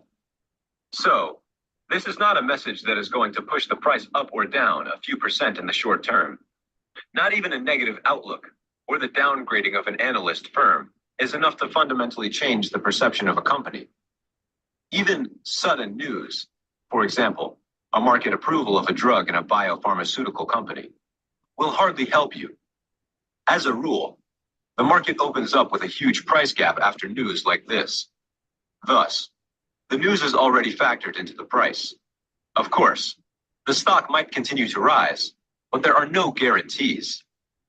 The same applies to surprisingly negative corporate news. Here, the stock opens with a discount down. Thus, the bad news is also factored in. All these events are hard to predict and even harder to trade, unless you trade the technical counter movement. I described how to do that in my book, Trade Against the Trend. Short-term or unexpected news does not really help you when speculating on big trends. That's why you can confidently disregard them. The same is true for surprising results of elections or referendums, as was the case with the Brexit. If on the eve of such an event, you take a long or short position on the British pound, this is like gambling. You cannot really speculate on dramatic events, such as the Frankageddon, red arrow on the left in the chart. That incident took just 25 minutes, and no one, or hardly anyone, expected it. Especially as the Swiss National Bank had publicly announced a few days earlier that it would stick to the euro Swiss franc peg of 1.20. Even central banks are run by human beings, and as you can see, they change their minds anytime. See Image 7, Euro, Swiss franc, weekly chart, Heiken Ashi, 2014 through 2018. Of course, as an investor, you could have gradually built up a long Euro Swiss franc position after the dust had settled in the Swiss franc debacle. It was safe to assume that the market had overreacted and that it would correct the exaggeration. The Euro Swiss franc plunged from 1.20 to 0.96 within 25 minutes. This actually did happen, and the Euro Swiss franc actually reached exactly the lower edge of the former SNB peg. black arrow top right in the chart. However, the pair needed 3 years to do so. This violates our rule of wanting to grow our account fast. Such investments are interesting, but they usually take more time. Anyone who knows me a bit knows that despite all the information available on the internet, I still like to read the newspaper. One may think that I am old-fashioned or a bit eccentric. Let me briefly explain the reason why I cling to this habit. For the younger readers, a newspaper is an information medium printed on light paper that is usually found hanging on a hook in good cafes. When reading newspapers, the speculator should learn to filter out the messages that are important to him. Of course, that's easier said than done. The old Hungarian speculator, Andrei Kostalani, whom I refer to here, taught that one should learn to read between the lines. He meant that the actual news in itself is usually not interesting, because it is in the newspapers at the moment, so everyone knows about it. When reading an article, a column, an opinion, or a commentary, you should pay attention to certain remarks or asides, because they may contain interesting information that you may have overlooked by merely skimming over the news. And that's why I actually recommend going to the coffee house every now and then and grabbing an old-fashioned medium like a newspaper, because you still need to bring in that necessary element of unhurriedness in order to even acknowledge such information. Unfortunately, you cannot smoke cigars in most cafes anymore, a weak-minded decision in my eyes. Yep. Because that would slow down your reading pace even more. If I have the time to do this on my terrace at home on weekends, I often find that kind of information, small comments, or interesting asides that grab my attention as a speculator. It's exactly these remarks that can get a thought process going.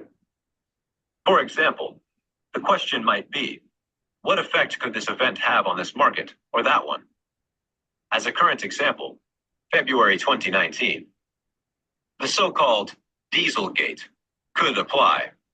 Several car manufacturers, especially Volkswagen, had carried out illegal manipulations in order to circumvent the statutory limits of car exhaust emissions. That's the news.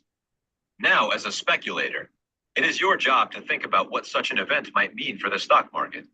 Of course, the immediate thought is to short sell the shares of the affected car manufacturers. The main candidate here was the German stock of Volkswagen, which was one of the main players in the scandal. However, if you look at the chart for this stock, you immediately realize that the news was factored in by the market within a very short time. The stock fell from Euro 168 to Euro 105 on the Frankfurt Stock Exchange in just 3 days. So here too, the actual news doesn't help you much. The stock market reacts immediately, and only smart day traders are able to benefit from such an event. Volkswagen stock was therefore not of much value in terms of speculating on the diesel scandal. As Castellani aptly said, if you only read the headlines or the mostly boring annual reports, you will usually only learn what everyone already knows. So, in connection with an event of such a dimension, you need to dig a little deeper if you want to find an idea that is interesting to speculate on. And indeed, in the months after Dieselgate hit the news, there was an indirect profiteer. As this scandal gradually made it clear that diesel vehicles had fallen out of favor, there had to be other vehicle technology that would benefit. At first, of course, one thinks of electric vehicles, but that is still a very young market. Those who thought logically came to the conclusion that initially, more gasoline cars would be purchased. The increased demand for gasoline cars eventually had consequences for the precious metal palladium, which is needed for the catalytic converters. Gasoline emissions are cleaned with palladium catalytic converters, and diesel emissions with platinum catalytic converters. Since the emissions regulations worldwide, but especially in China, had become more stringent, they required a higher proportion of palladium per catalytic converters. The results can be seen in the palladium chart. The arrow marks September Pause 20th. for a second. Dieselgate news. So everybody, again, we're in consolidation, and it's actually just correcting to potentially go back up. So If it turns back up, we might have an opportunity. Just stay tuned on that.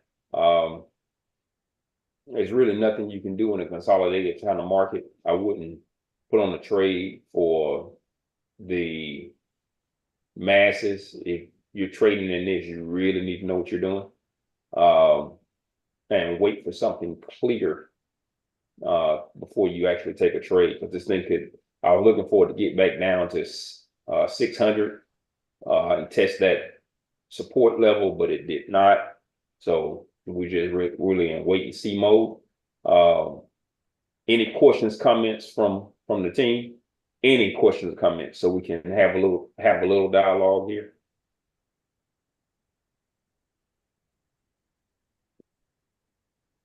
All right. Seeing there's nothing right now, we'll just go back on mute. When you can cue it back up, and we'll come back if something happens or give an update if it just continues to consolidate. Okay. So Again, if you would like to ask a question, send it to support@theprofitstalker.com, or if you would like to request a book, Limitless Cash Flow, make sure you enter your email into that request as well. thanks a lot, Keith. As you can see, it took some time for the market to change, but gradually, the insight prevailed among the market players that a fundamental change had taken place. Investors also had plenty of time to position themselves in the market. You see, the new upward trend in palladium only became noticeable gradually. In this case, the catalyst for a stock market trend was literally the catalytic converter. See image 8, palladium, 2015 through 2019. For comparison, the chart of platinum in the same period.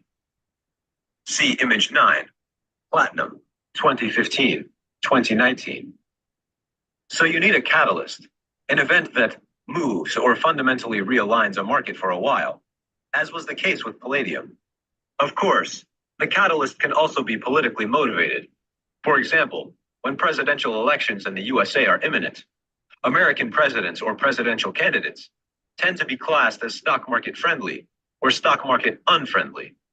In the run-up to such elections, the stock market can rise in the hope that the desired candidate for investors will win. But even after the elections, the stock market can rise. This happened, for example, in November 2016, when, much to the surprise of many, Donald Trump moved into the White House. Since this was not expected by most analysts, they suddenly remembered Trump's attractive election promises for investors, such as generous tax cuts and all sorts of deregulation. The election results were followed by a veritable Trump rally in US stocks. Wars can also become a catalyst. As the stock market anticipates future events, it often reacts or overreacts in the run-up to the expected event. This was the case in the weeks leading up to the Second Iraq War in early 2003. The threats and the rattling of sabers in the media caused prices to tumble to the bottom. When the war began, as the first bombs fell on Baghdad, the stock market considered the matter to be over and done with, and it began to rise up again. This phenomenon can be observed again and again. Even in the run-up to the Second World War, it was no different. When the threat of war was imminent in 1939, the stock market fell. As soon as World War II began, stocks began to rise again. This phenomenon is described by the French term fait accompli. In English, accomplished fact. This moment occurs when all relevant news is factored into the price. Why is that? Basically, speculation can only be based on a future event, so on something that might happen in the near or distant future. Therefore, a savvy speculator should direct his attention to the markets in which a future event is expected, hoped for, or even feared. If all the news has been factored into the prices, and no further news is expected for the time being, what remains that could move the prices? And of course, the more dramatic the event is, or is likely to be, the more the prices will be exaggerated, until the market surrenders completely, down, as in 2008 financial crisis, or skyrockets, as if there is no tomorrow. See Bitcoin 2017. There is no need to explain that the most money can be made in such markets. The events do not always have to be so dramatic. If investors expect a company to deliver excellent quarterly results, they will buy the company's stock in advance. In general, this is a good opportunity for a speculation that lasts a few weeks. This method works particularly well with the current market leaders, i.e., the Apples, Alphabets, Facebooks, and Amazons of this world as of 2019. The speculator should close his position the day before the quarterly numbers come out. Quite often, investors will sell the stock on the day of publication, even if the results meet investors' expectations, or for that very reason, fait accompli. Of course, the opposite also happens. If investors are pessimistic about the numbers, they sell the stock ahead of the release. If the numbers are better, or less dramatic, than expected, this news must be factored into the price. Often, the stock then jumps and goes up for a few days. Such an event is rather less suitable for the method mentioned here, but it can be a good opportunity for short-term oriented traders. The phenomenon can also be observed with regard to announcements by the central banks.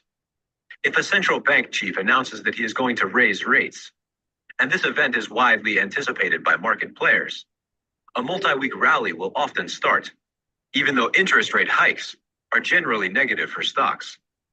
Here too, fait accompli. If everyone knows that the central bank is going to raise the interest rates, then this negative news for equities is already factored into the price.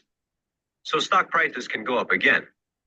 As you see, the stock market has its own logic that you need to study if you want to be successful. Why is the interest rate so important to the stock market?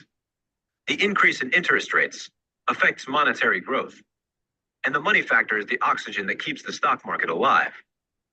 When the world's major central banks cut their key interest rates to almost 0% in the wake of the financial crisis, money became cheap and sought ways to be invested. Therefore, in the years following this measure, people were building houses like crazy with all this cheap money. And a lot of money was invested in stocks, because with the dividends, you could at least make a small profit. Chapter 10, Mistakes to Learn From. After my silver trade, I wanted to repeat my coup. I will be honest. Since the success, I have made several mistakes, which I do not want to conceal from you. I speak of them here, so that the reader can learn from them, and hopefully not repeat them. I am not ashamed to have made these mistakes, though I am still a bit angry about them today. But I hope that the trouble will be the fuel that ensures I'm on the right side when the next opportunity comes around the corner. Even though the events of that time, 2008 financial crisis, occurred more than 10 years ago, it is still interesting to recall them. The mood at the time was so bad that I assumed that every correction in gold and silver was an opportunity to buy. Not even close. After silver had reached a high in early March 2008, it fell continuously during the course of 2008. I bought silver again and again, and I had to close my positions at a loss each time. The result was that at some point, I no longer dared to buy silver, and then the inevitable happened. Silver bottomed out at USD 9 at the end of 2008, and then it began to rise again in December. I was so annoyed by my losses that I did not dare to buy. A big mistake, as I found out later, because December 2008 was the starting signal of one of the largest bull markets in silver ever. Silver rose from USD 10 to almost USD 50 in just over 2 years, more than a 5-fold increase. Although I traded in silver in this period, I was never really able to benefit from this megatrend and all that, even though I was able to take a good deal of the upward movement in 2007, 2008. But the subsequent movement in silver was 10 times as big. You can figure out what I could have earned in such a market. See image 10, silver 2006 through 2019, monthly chart. As if all that had not been enough, I tried to go long in silver after it had achieved its high in April 2011. You can clearly see in the chart how successful I was with this. To say I was a bit late with my silver trade would be a real understatement. I was so obsessed with silver that I did not see anything else. I thought the whole financial world was in a kind of permanent crisis after the so-called financial crisis of 2008. So investing in gold and silver must be worth it. Not even close. The bull market in silver was over, and the only right thing to do would have been to take a short position. But I could not think that far at the time. I was fixated on crisis. So silver and gold long. A big mistake. The lesson I learned from this sounds simple. If you have had a big success in a market, it is best not to trade that market for a while, no matter what else happens. As a rule, you will take the wrong position the second time around and lose money. The reason is simple. Emotionally, you are too dependent on this market. It has been good to you and has given you a decent profit. At the moment, in my experience, the most dangerous thing is to re-enter. It is better to look for an opportunity in another market. See Image 11, Dow Jones 2007 through 2019, monthly chart. As if this amateurish thing was not enough, I tried my luck in the stock markets in the months that followed. They had recovered well after the crash of 2008. In 2011, the Dow Jones had almost made up for the losses of the financial crisis. The stock markets had been rising for 2 years, influenced by the euro crisis, which was also the cause of the big rise in gold and silver. I was still in crisis mode. I did not go long in the stock indices. I went short. I thought this recovery would be a mistake. Meanwhile, the central banks had lowered interest rates to zero. So, I should have known that investors could not make any money with government bonds. No capital going to fixed income usually means that it will seek other assets that at least bring some returns. And what could be more obvious than simply buying stocks and earning dividends? And so it happened. We have been in this bull market since March 2009, as of May 2019.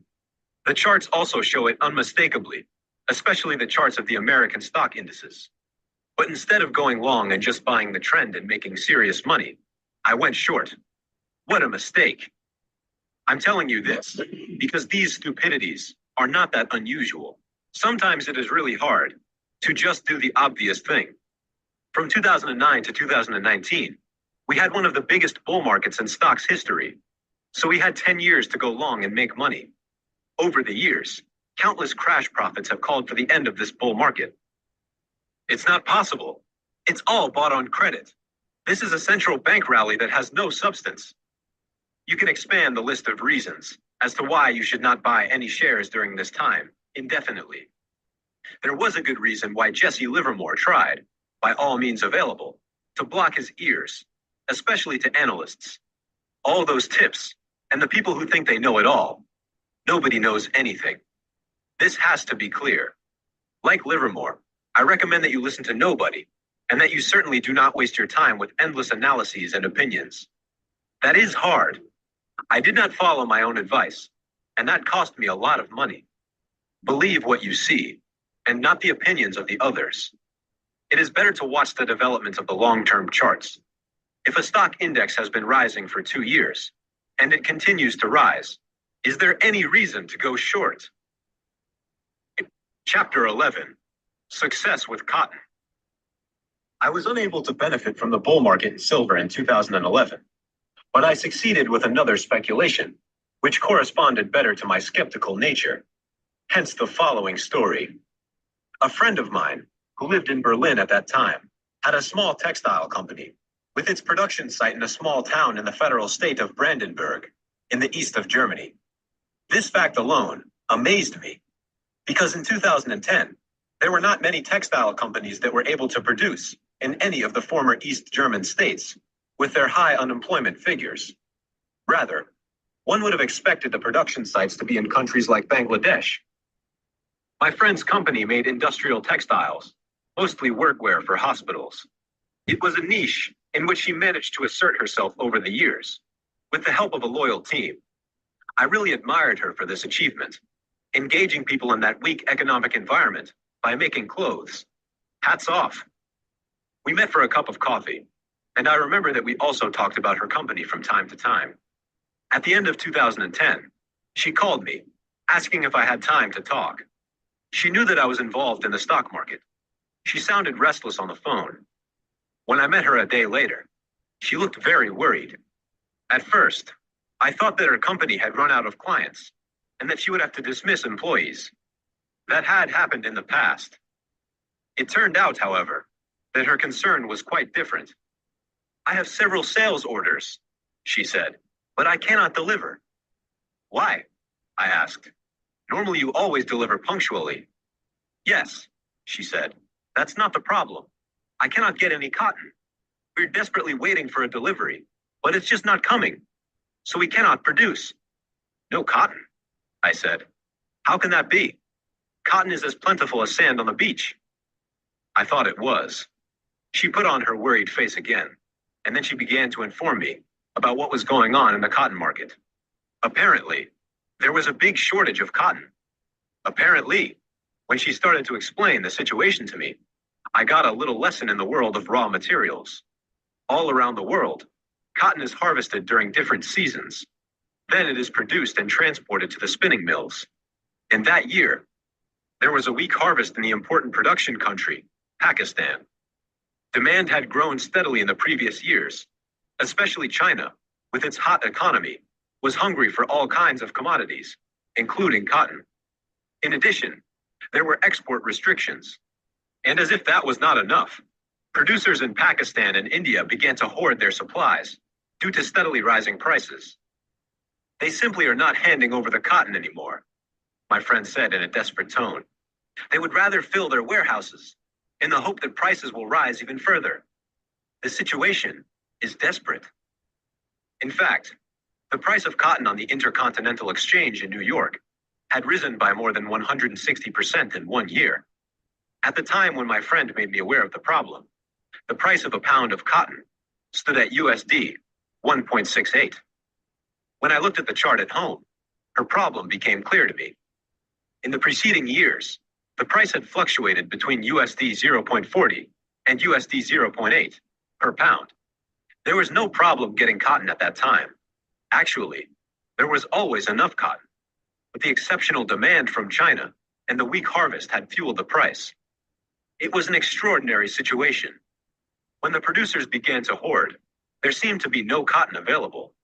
This was, of course, an artificially induced shortage, but it brought small textile companies, like that of my friend, to the brink of insolvency.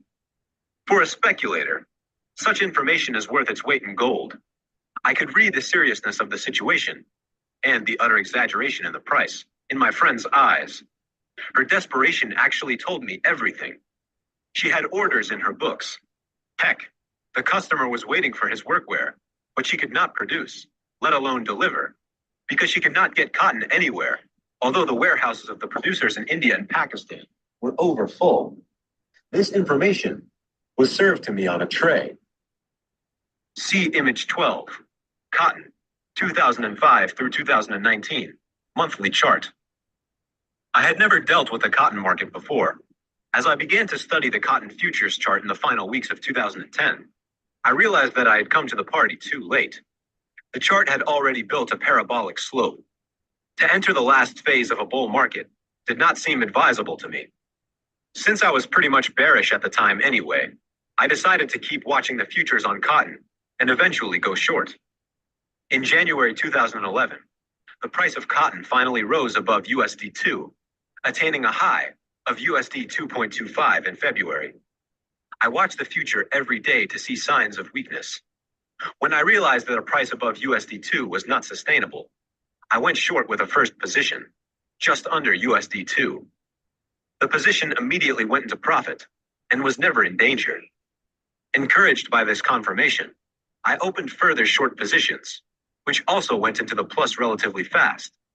The volatility was extreme, and the PL, profit to loss, on my platform changed to my favor or disfavor faster than you could imagine. Not for the faint-hearted. Unsurprisingly, due to the twisted mood, the first bearish news for cotton came in.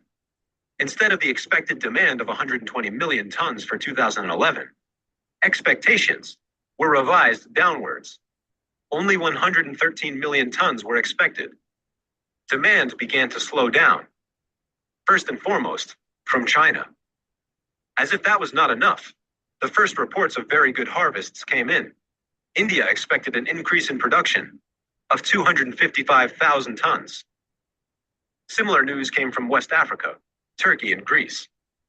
Of course, that was news that did not really give the cotton price wings, so to speak. On the contrary, although there was a technical correction in April, I remained short and even expanded my position. My assumption that the upward movement of 2010 would be completely corrected was confirmed. In June, the price finally reached the USD1 level. The price had thus more than halved. I gradually began buying back contracts to close my position. Once again, it was an incredible ride, but I managed to make a decent profit with the cotton crash. I had never been able to trade such a downtrend and came away feeling quite satisfied, though my enthusiasm was somewhat subdued by my previous bad investments in the stock market. I called my friend and asked her how things were going. Everything was fine, she said. Cotton was readily available again, and her company was able to produce and deliver on time. Although my short cotton position is unlikely to have had much influence on the price, I modestly helped to push the price down. This corrected the bubble, which was ultimately the result of an artificial shortage. This time, the real evil speculators were certainly not the short sellers, but clearly the greedy producers, who hoarded more and more cotton due to the rising prices, thereby fueling the price even further. The cotton crisis of 2010, 2011 was really life-threatening for my friend's company. Of course, you cannot consider her report as insider information about a particular market. She was far too helpless herself at the moment. But the story taught me that such crises may well contain valuable information, especially emotionally vivid information, that may offer the opportunity for successful speculation. It pays to go through the world with your eyes and ears open. Chapter 12. My ruble trade. It is well known to every trader that the price of oil is an important factor on the world stage.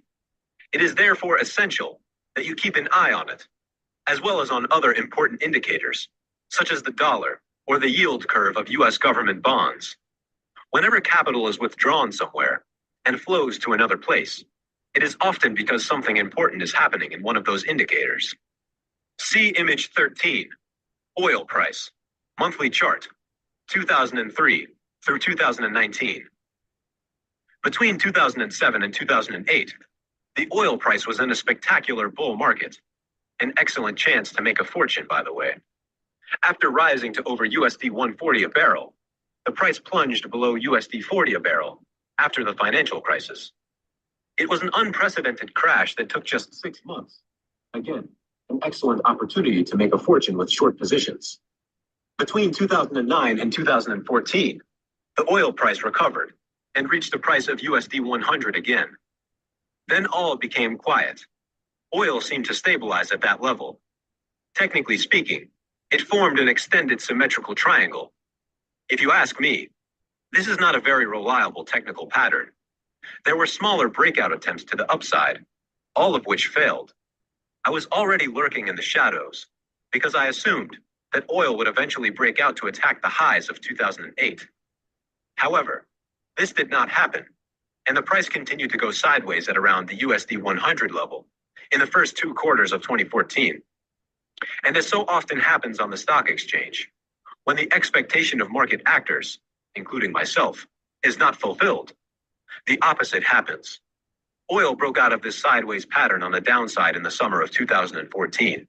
The crash was not as spectacular as in 2008, but still a slide from USD 100 to USD 27 is spectacular. That's a loss of value of 73%. I have to admit that I was completely surprised by this crash. Once again, I had been deceived by my expectations.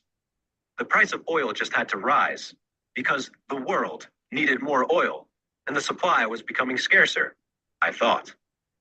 I could just watch the oil price going down day by day. That is what you have to deal with when you have certain expectations. And then the opposite happens. You can only stand on the sideline and watch. But it got even worse. I did not get in, not even with a small test position, because I assumed it was a false breakout. I expected the market players to suddenly take a 180-degree turn. In the end, this did not happen. It was a real breakout, and the price of oil continued to fall. Of course, the analysts were soon on the spot with their explanations. There was more oil than everybody thought. How interesting. As if this oil had not existed in 2011 and 2013, when oil was stable at above USD 100 a barrel. The second explanation also seemed obvious. This time, the Americans, more specifically, the shale oil boom, had caused the price to collapse. In just a few years, the US had become the largest oil producer in the world, relieving itself of its independence on Saudi Arabia. All this seemed to catch the market players' attention in July of 2014, although they couldn't have cared less about what the Americans were doing in May and June. You see, the analysts always have their explanatory models ready, but they do not take them out of the drawer until the market begins to confirm their assumptions. That autumn of 2014, I pondered as to how I could still benefit from this movement. The opportunity came, but from a very different side than I expected. I should have known, but it did not dawn on me until the first news broke, that the Russian ruble was in trouble. What does the ruble have to do with oil? Pretty much. 2/3 of Russia's exports are oil and natural gas, and the gas price is mostly geared to the price of oil. Half of the Russian taxes come from these sources. There are also some other countries that are heavily dependent on oil prices. Canada, for example. And indeed, the Canadian dollar also slipped in the fall of 2014 against most other currencies, most notably the dollar. A long position in the US dollar/Canadian dollar seemed a logical consequence. Long US dollar, short Canadian dollar. But for some reason, I was more interested in the Russian ruble. It was a currency I had not traded before. It does not belong to what you can call the usual trading instruments. Basically, because the spread on the spot markets is far too high. The ruble had indeed depreciated against the dollar in September and October. See image 14, US dollar/Russian ruble, daily chart, September through December, 2014. The US dollar/Russian ruble pair rose from 35 to 42 to 43 in September through October, 2014. In the case of the US dollar/Russian ruble exchange rate, rising prices meant that the US dollar was appreciating and the ruble was depreciating. There had been an upward trend, but there was still no sign of an emerging buying frenzy, selling frenzy for the ruble. However, this changed in early November as volatility increased significantly, and the US dollar/Russian ruble suddenly rose to 48. I bought a first test position at the end of October at 43 and felt that my assumption that the ruble could continue to depreciate had been confirmed. Of course, there were reasons for the crash of the ruble. The West imposed economic sanctions on Russia in the wake of the Ukraine crisis, Crimea, which were now beginning to take effect. Well, the 2014 ruble crisis was not the first. During the last ruble crisis in 1998, it was already all about oil. And this time, the further crash of the oil price in the last quarter of 2014 seemed to accelerate the fall of the ruble. The Russian oligarchs withdrew their money from the Russian accounts and placed it in dollars, Swiss francs, or euros. When the smart money gets out, it accelerates the depreciation of the currency. During the course of November, I started to expand my position. Although the ruble mostly went sideways, I even had some losses, as the US dollar/Russian ruble fell back to 45 in late November. I was thinking about reducing my position when the US dollar/Russian ruble started to rise towards the 50 mark in the last few days of November. I started buying again. Meanwhile, the price of oil had fallen below USD 70 and was heading towards the USD 60 mark. For the first 2 weeks of December, the USD/Russian ruble continued to rise, reaching 55, which prompted me to further expand my short position in the ruble. I now had serious profits. Finally, on the 12th of December, the 55 level was conquered, and the USD/Russian ruble appeared to be heading towards 60 in the third week of December. 60 rubles to a dollar. In Russia, queues formed in front of the exchange offices because everyone wanted to get rid of their rubles. People began to spend their money and bought electronic devices, cars, and non-perishable foods. A scenario set in, similar to the situation in 1998, when the Russians lost confidence in their own currency. Of course, the Russian central bank stepped in. The central banks are always the most important players in the matter. On December 11th, they raised the key interest rate from 9.5 to 10.5%.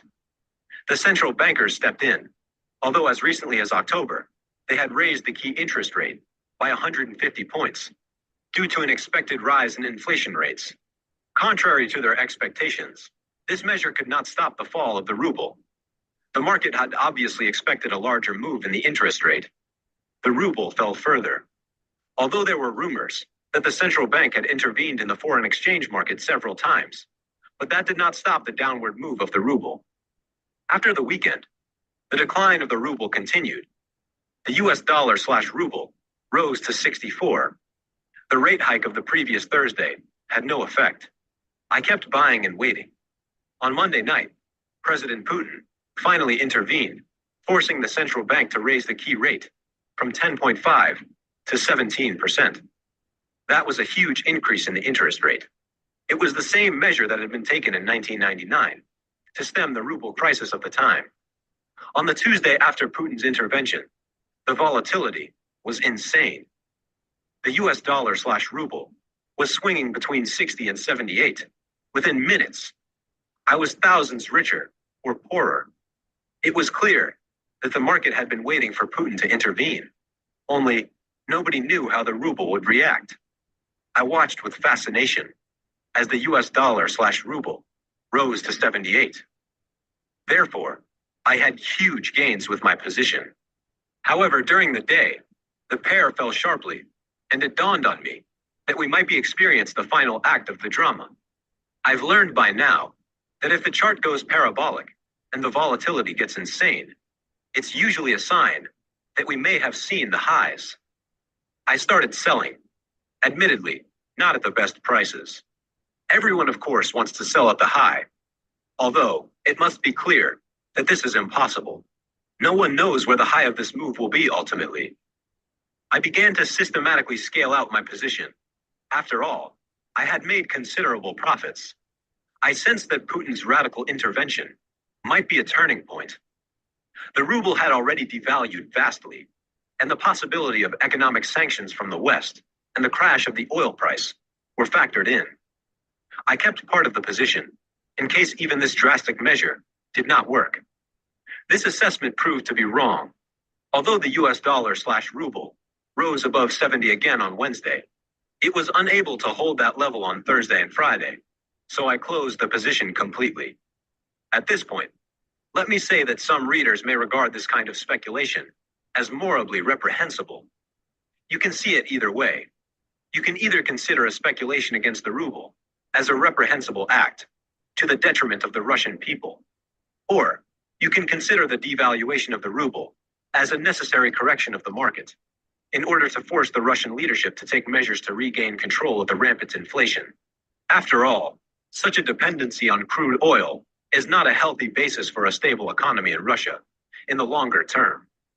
The market is forcing Russia to reconsider this position. For one thing is clear: as long as this dependency exists, any fall in the price of oil will put the ruble under pressure. The devaluation of the ruble was necessary for the Russian economy, just as the decline in the cotton price ultimately had a positive effect on the textile industry. It was to the detriment of greedy producers who would have been happy to see even higher cotton prices. You can argue any way you like. As a speculator, it is not your job to save the Russian economy.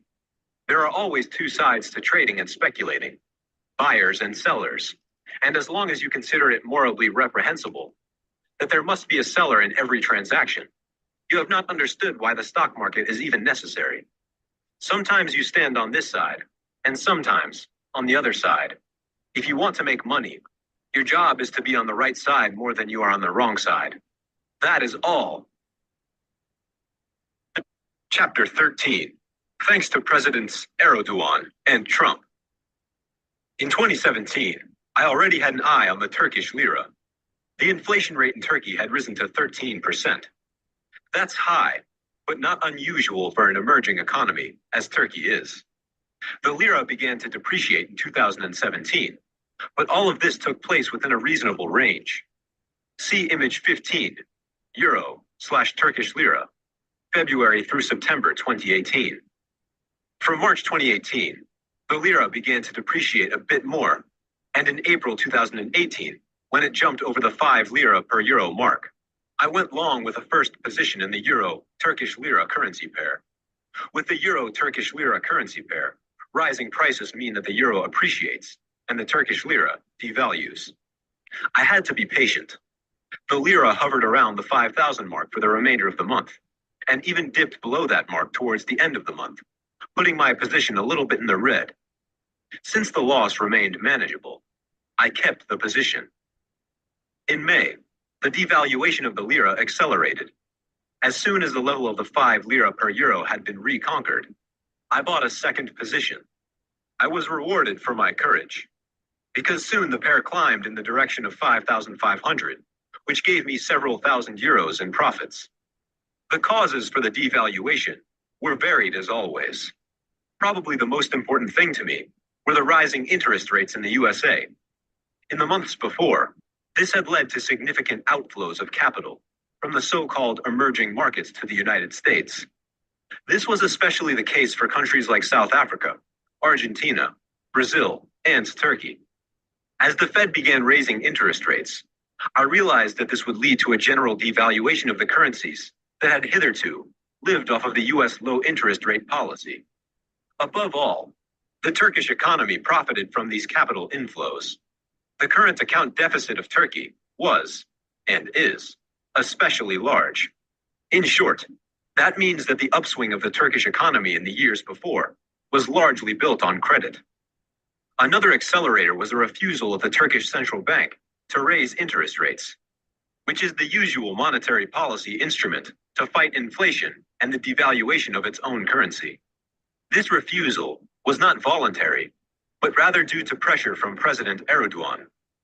Normally, the central bank should act independently of the policy. It is not to be assumed that any politician who happens to become president also understands monetary policy. In the case of Turkey, the central bank was considered independent. That fell away, de facto, after Erdogan's election victory. Erdogan publicly stated that interest rates that were not determined by him were the father and the mother of all evil. As the reader might know, interest-based banking is banned in Islam. As the devaluation of the lira accelerated further in May of 2018, the central bank was only able to prevent a further decline by raising its base rate by 300 basis points, from 13.5% to 16.5%. Although this led to a temporary recovery of the lira, the currency continued to trade above 5 lira per euro level. On the days after the jump in the interest Hey, rate, we'll go on pause. but it was 12 o'clock news came out, right? So because 12 o'clock news came out, it broke out of the, no, it didn't. It's not 100% yet. It's trying to break out of this range. And that's what you want to be careful of, right?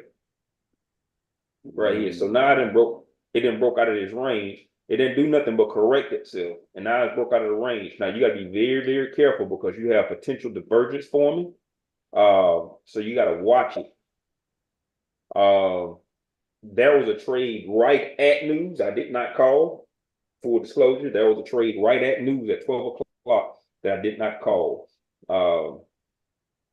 This thing is now taking off, so we can look for opportunities once it settles in and gives us a pullback on, say, the 900. Okay. So that's what I'm looking at. Are there any questions, comments, or concerns for me? Not at this time. Right, I so see that the indicators have been Well, I see the description has been added at the bottom on the stochastics on Yeah, these yeah, charts. yeah. To the bottom one. Yeah, so you can see, you know, that's just the long term to kind of give you an idea what a upper time frame momentum might be looking like. Gotcha. Uh, so yeah, but that was a great point there. Well, it So is definitely moving to the upside. We just, I guess, waiting for everything to line up. I see everything's lined up, of course, on the 8100 and 2700. yeah, yeah, it's lining up. It is lining up. Um, you gotta make man this thing right here. Let me tell y'all something, right? Let me be pointed, be clear and blunt. This right here is one of the more dangerous trades to take because you're exuberant about it going up. But this thing has potential divergence to come straight back down. So we have to wait and see what this thing is doing and why, right? Um, you don't want to be too anxious. You want to wait for everything to line up. That is the key. Wait on everything to line up. I'm not saying it won't continue to go up as it's trying to here. Um, but you want to wait for alignment here and not get sucked into, okay, it's just trade because you think it's going up. Have to have some degree of confidence based on what you're seeing in the charts. And for me, the bias is up, but I'm looking at it with a side eye. The bias is up, but I'm looking at it with a side dish of side eye. So um, we'll see. Continues to push up here. Okay, so we're good. We're good. All right. All right, so she's going up here. All right, ladies and gentlemen.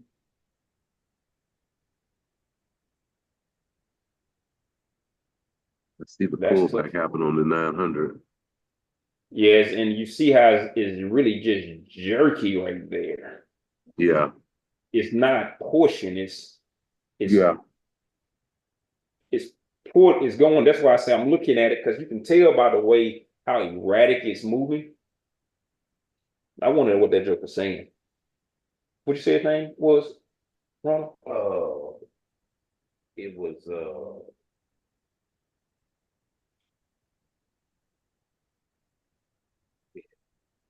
remember Boston. Hold on. Why did it go to 12:30? Something going on, so chill out. So it's not 12 o'clock. It went from 12 to 12:30. It was at 12. It was at 12. Yeah. Yeah, yeah. So he revising some of his report for everybody to know. Okay, so that's probably why, ladies and gentlemen, you have a member of the FOMC speaking at 12 o'clock, but he has done a revision. He has done a revision back and backed off to 12:30. So that must mean something in the report's not right. That's typically what that means. And somebody did something or put something out that wasn't supposed to be there. So we got to see how that chimes out. You see it's going into consolidation. I'm not saying it won't go up. I'm just saying you playing Russian roulette right here. Everything's aligned to go up. Do you want to take that trade? Do you want to call that trade? So I that being wouldn't. said, we can queue back up. All right. Queue it back up, Q. Never really in danger. Of course, I expected an intervention by the Turkish central bank, despite Erdogan's rhetoric. A clear increase in interest rates was a signal to the markets and to me. However, the lira did not recover significantly. It did not even recover when Erdogan announced that he wanted to bring the presidential and parliamentary elections forward to June of 2018. On June 7th, the Turkish central bank announced that it would raise rates again by 125 basis points. Although this led to some gains for the lira, it did not impress the market in any way. On June 14th, Erdogan tightened his rhetoric against the financial markets, by threatening to act against the rating agency, Moody's, after the election. This, of course, was a ridiculous statement of no importance, to which the lira responded with another devaluation of a good 1,000 pips. When Erdogan's AKP finally won the elections, and Erdogan had a clear majority in parliament, the lira did not recover either. On the contrary, when he boldly announced that interest rates would soon be falling in Turkey, the devaluation of the lira began to accelerate all the more. Although the euro/Turkish lira continued to move sideways in June and early July, it was stable above 5,500 from mid-July, which encouraged me to buy more positions. Somehow I knew I was on the right path. It was becoming clearer and clearer that it was Erdogan himself who was going to talk his own currency into the ground. I could not have chose a better ally than the Turkish president for my speculation against the lira. And it continued. On July 9th, he appointed his own son-in-law as minister of the new finance ministry. Erdogan empowered himself, through a presidential decree, to appoint the governor of the central bank.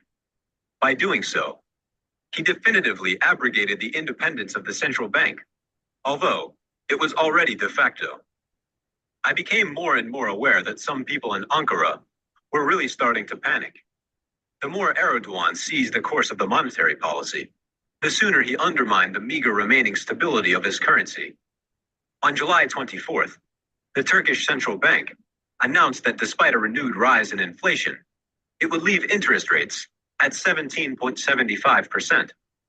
This led to a renewed sell-off in the lira, as well as on the Turkish stock market. Everything went according to plan for me, although a real catalyst was still missing in order to catapult the euro/Turkish lira really up. I sensed that it would come. I just did not know from which corner, and I could not have guessed that it would be President Trump who would really get my speculation against the lira going. More specifically, it was not Trump himself, but an American pastor of the Evangelical Presbyterian Church named Andrew Brunson, who would eventually bring me a sizable profit.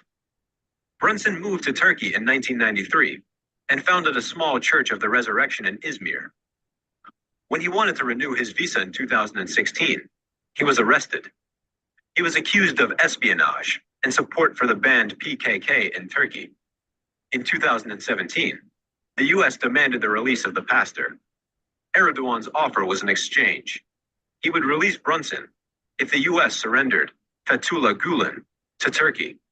Gulen lived in exile in the US and was believed by the Turkish to be responsible for the coup attempt of July 15, 2016. The tug of war between the two countries, surrounding the American pastor, created a tense relationship between the two countries, which eventually led to a veritable diplomatic conflict. On August 9th, Erdogan delivered a speech proclaiming, "If they have their dollars, we have our people, our righteousness, and our God." Hereby, he squandered any hope of economic reform and a monetary policy that did justice to the facts. The reaction of the market was clear. The lira depreciated again, and the euro/Turkish lira rose to 6.15. Looking at the chart, which had gone parabolic in the last few hours and catapulted the gains of my position into the six-figure range, I sensed that the end was near. No one knows in advance where the high will be, just as nobody can predict the low. When the euro/Turkish lira finally shot up like a rocket on August 10th, rising to an incredible 7.83, I started scaling out of my position in the late hours of August 10th, unaware that we were actually seeing the highs in euro/Turkish lira for that moment. Of course, I did not manage to sell at that high again. I was able to get rid of some contracts at a fantastic price of 7.5. Others at a slightly lower price. It was a fabulous profit. Although the euro/Turkish lira rose over 8 the next day, I could only watch it doing so. I was completely out. When euro/Turkish lira fell back below 6.5 in the days after, I was quite satisfied. Perhaps I should have sent thank you cards to the presidents Erdogan and Trump, because it was their play acting that enabled this huge gain for me. Chapter 14. Speculating with stocks. An important question that arises now is whether this method works just as well with stocks. The answer is clear. Yes. There are plenty of examples of traders who have become rich by buying a particular stock and systematically expanding their position as the price of the stock developed in their favor. You do not need to get in at the start of the movement. Of course, each of us would like to have bought Apple in 1998 and then held on until 2019. The likelihood that you will succeed doing it like this is infinitely small. Besides, the question here is not how to become wealthy slowly, but how to grow a small account fast. You can do this if you trade Apple, Amazon, or Facebook for a few months. I would even say that this is an excellent method. So, do not look for some obscure Kazakhstan stock to do it with. Stick to the current market leaders, because then you will be trading with the big funds that do exactly the same thing as you. The likelihood of a trend turning here is much smaller, unless the market's players' perception of a company were to change abruptly, which usually does not happen quickly with companies that have a good business model. See image 16, Amazon, weekly chart, August 2017 through September 2018. If, for example, at the end of April 2018, after the minor correction, you entered Amazon at a price of USD 1,500 and held out until September, when Amazon finally reached USD 2,000, arrow on the chart. That USD 500 price gain would have been enough to make you a fortune. In addition, you had 4 months to gradually expand your position and trade with the market's money. To better visualize the big market leaders' trends, I like to use the Heiken Ashi chart, especially the weekly chart. As you can see from the example of the Amazon stock, there was hardly any technical correction during this movement from USD 1,500 to USD 2,000. This is typical of stocks that have a large following. Therefore, you should trade exactly these stocks if you want to implement the strategy that I propose in this book. This is where the best chances for success are. On the chart, you can see how the big funds trade stock. Every minimum loss day is an invitation to buy the stock. On a weekly basis, you hardly notice it. The Heiken Ashi charts help you stay in the stock, even if it goes in the other direction for a few days. See image 17, Apple, weekly chart, July 2016 to November 2017. This weekly chart from Apple shows clearly why you should trade the market leaders. The liquidity in these stocks is so big that the chance for random reversals or corrections is very small. If the market players involved in such a phase come up with the idea of selling the stock suddenly, it will be due to clearly bad news from the company or a negative outlook for the next few quarters. That's why it makes sense to trade such a stock from the reporting season to the next reporting season. In between, there are sometimes excellent trend phases that can take several months. As a speculator, you can benefit from these trend phases, so you do not have to buy the stock and hang on to it for years. If you prefer stocks rather than general markets, then you should trade stocks. Of course, you should be aware that stocks are the securities of a company, and companies are run by people who can withhold information from market players. I do not claim that such a scenario cannot happen in the general markets too. The difference is, if you trade an index like the DAX, the CAC 40, the Dow Jones, or the Bovespa, you have no management risk, as you have when trading a single stock. You always have a market risk, and I do not deny that an event such as the flash crash of 2012 could not happen again. That is why I say that you have to write off the money for each specific speculation in advance. However, it seems to me that the risks involved in trading general markets such as stock indices, commodities, or currencies are lower than when trading in individual stocks. There is another reason why I prefer to trade markets rather than stocks. Even though they may have strong trends, if you trade the alphabets, Apples and Amazons of this world, because they are going up, you are basically doing trend following. You follow the trend in the hope that it will continue for a while. Now, trend following is a legitimate way to earn money on the stock market, but it is usually a slow method. There's nothing wrong with that either. But as we want to grow our small account fast, we are violating the fast rule, with trend following. You will have noticed this from the examples of trades that I have carried out. For speculation, I usually choose a market in which some kind of crisis is going on. I favor situations in which something comes to a head. The reason is simple. Such markets are prone to exaggerations, and if I'm well positioned, I usually benefit disproportionately from such situations. That was the case with silver, financial crisis 2008. That was the case with the ruble crisis and the lira crisis. In all such crises, what happens is that the market overreacts. It's usually noticeable that the chart starts to rocket or build a parabolic rise, or starts to fall in the case of a downtrend. And when a chart assumes parabolic shapes, I know that the end is near. Then the time has to come to realize the profits. However, the specific main factor of my method is that the vast majority of profits are realized in the last, and often dramatic, days of the crisis. Why? Because in the weeks and months leading up to it, I have built up my position step by step, and I am fully invested in the moment when the exaggeration really starts and the market overreacts. At that moment, I want to have my biggest position. Of course, if you simply follow the trend, you can also make good profits, but often not as much as you could achieve in the kind of crises I'm talking about here. That's why I favor crisis markets, because they promise me the biggest possible profit. That leads me to perhaps the most important reason why I prefer this method when it comes to growing my account fast. This method is designed for people who have a winning mentality and who know how to make the most of the extraordinary opportunities that the stock market offers now and then. This is an attitude that is more about maximizing profits than avoiding loss and risk. If you go to the stock exchange with a mindset of not wanting to lose, you will lose. But if you go with the absolute will to win, then you have good chances of winning. Is it really that simple? Yes, it is. Chapter 15, Trade What You See. As a speculator, you should try to be honest, at least to yourself. If I report some success here, it does not mean that I should not admit my mistakes as well. I have been wrong more often than I have been right.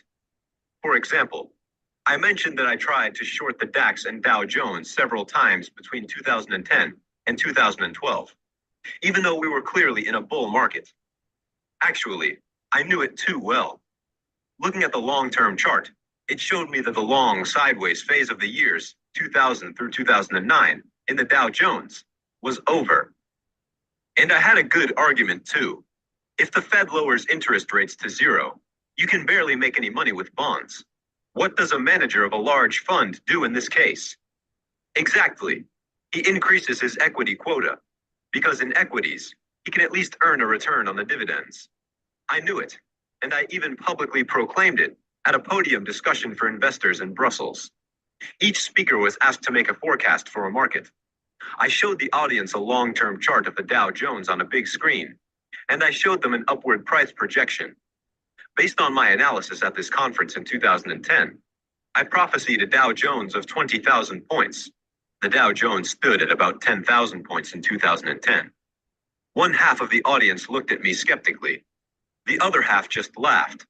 I saw my colleagues at the table on the podium shake their heads. The point was, I did not say this in the US, but in Europe. In the US, traders had already been back on the bull train for a while the Europeans were in the midst of the so-called Euro crisis. The media in Europe was full of negative news, and you could feel it in the general mood in the audience at that conference. People were so paralyzed by the negativity that they could not see the obvious opportunities in the US. I was laughed at, and nobody wanted to talk to me after the panel discussion. Who wastes time on a charlatan and a fantasist? Honestly, that did not hurt me much. Much worse was that I did not follow my own convictions with deeds. Instead of just going long in the American stock market and building long-term positions in the biggest bull market in history and making a fortune, I went short multiple times. How can you explain this kind of behavior? How can one act against his own conviction? I have no real answer to this even today. I know that the obvious is often the hardest thing to do. We humans are apparently conditioned to prefer the more complicated path because it seems more logical or plausible to us. Simply buying stocks when they go up in order to sell them a few years later at high profits just seems too simplistic for us. But believe me, most of the wealth in the stock market was made exactly that way, by having people do the obvious. Just as it was obvious to me to short the lira when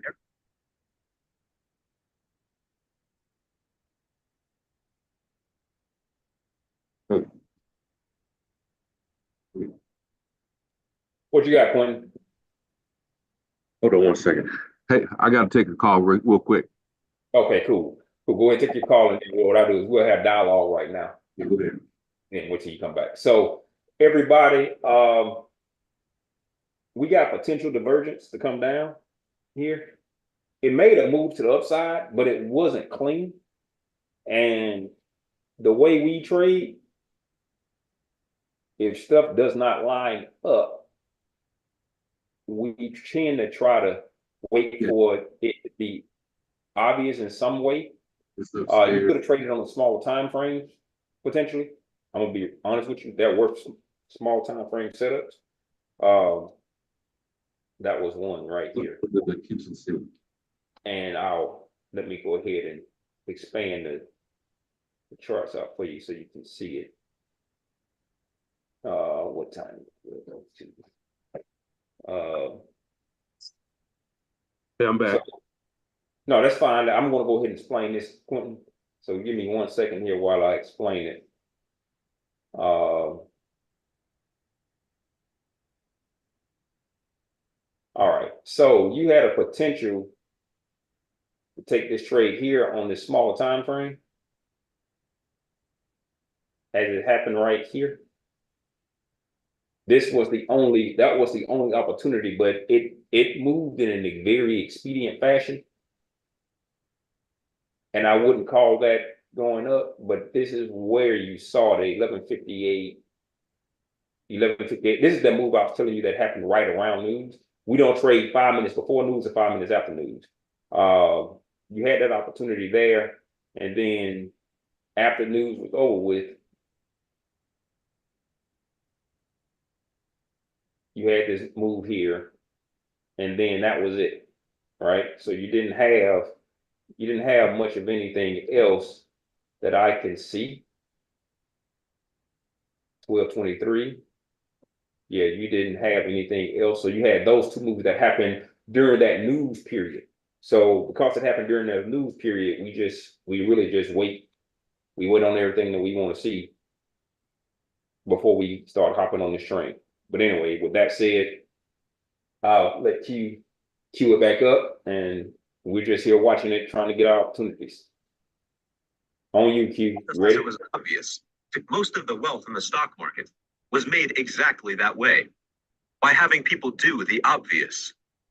Just as it was obvious to me to short the lira when Erdogan broke his own currency, and just as it was obvious to short the Russian ruble when oil prices dropped dramatically. The obvious, however, does not have a lot of fans. As I learned at the investors conference in Brussels, well, obviously I could not convince them. I did not even believe in my own prophecy. Otherwise, I would not have gone short, contrary to my own conviction. At that moment, one should remind the words of Jesse Livermore, who did his utmost to ignore the opinions and tips of his colleagues, so that they could not tarnish his judgment. If it was hard to accomplish this at the beginning of the century, it is almost a heroic act to keep yourself away from all of that in our completely networked times. Most people seek confirmation for their actions. Is that what I'm doing right now? Maybe there are others who see it exactly the same way as I do. Maybe we can do this together, in a group. I hope the reader can see the absurdity of this idea. Yes, it is uncomfortable to do the opposite of what a whole bunch of investors in a conference hall, who even laugh at you. But that's exactly what you should do. And do not make it unnecessarily difficult. If you have an idea or see an opportunity somewhere, then just buy a small test position. This will show you whether you are right in the market or not. And do not forget the words of the Hungarian speculator, Andrei Kostolany. It's not the news that makes the price, but the price that makes the news. If there is a crisis somewhere, then you can assume that at some point, the negative news will appear, trying to explain it all away. The same is true of the positive news, when something begins to rise dramatically.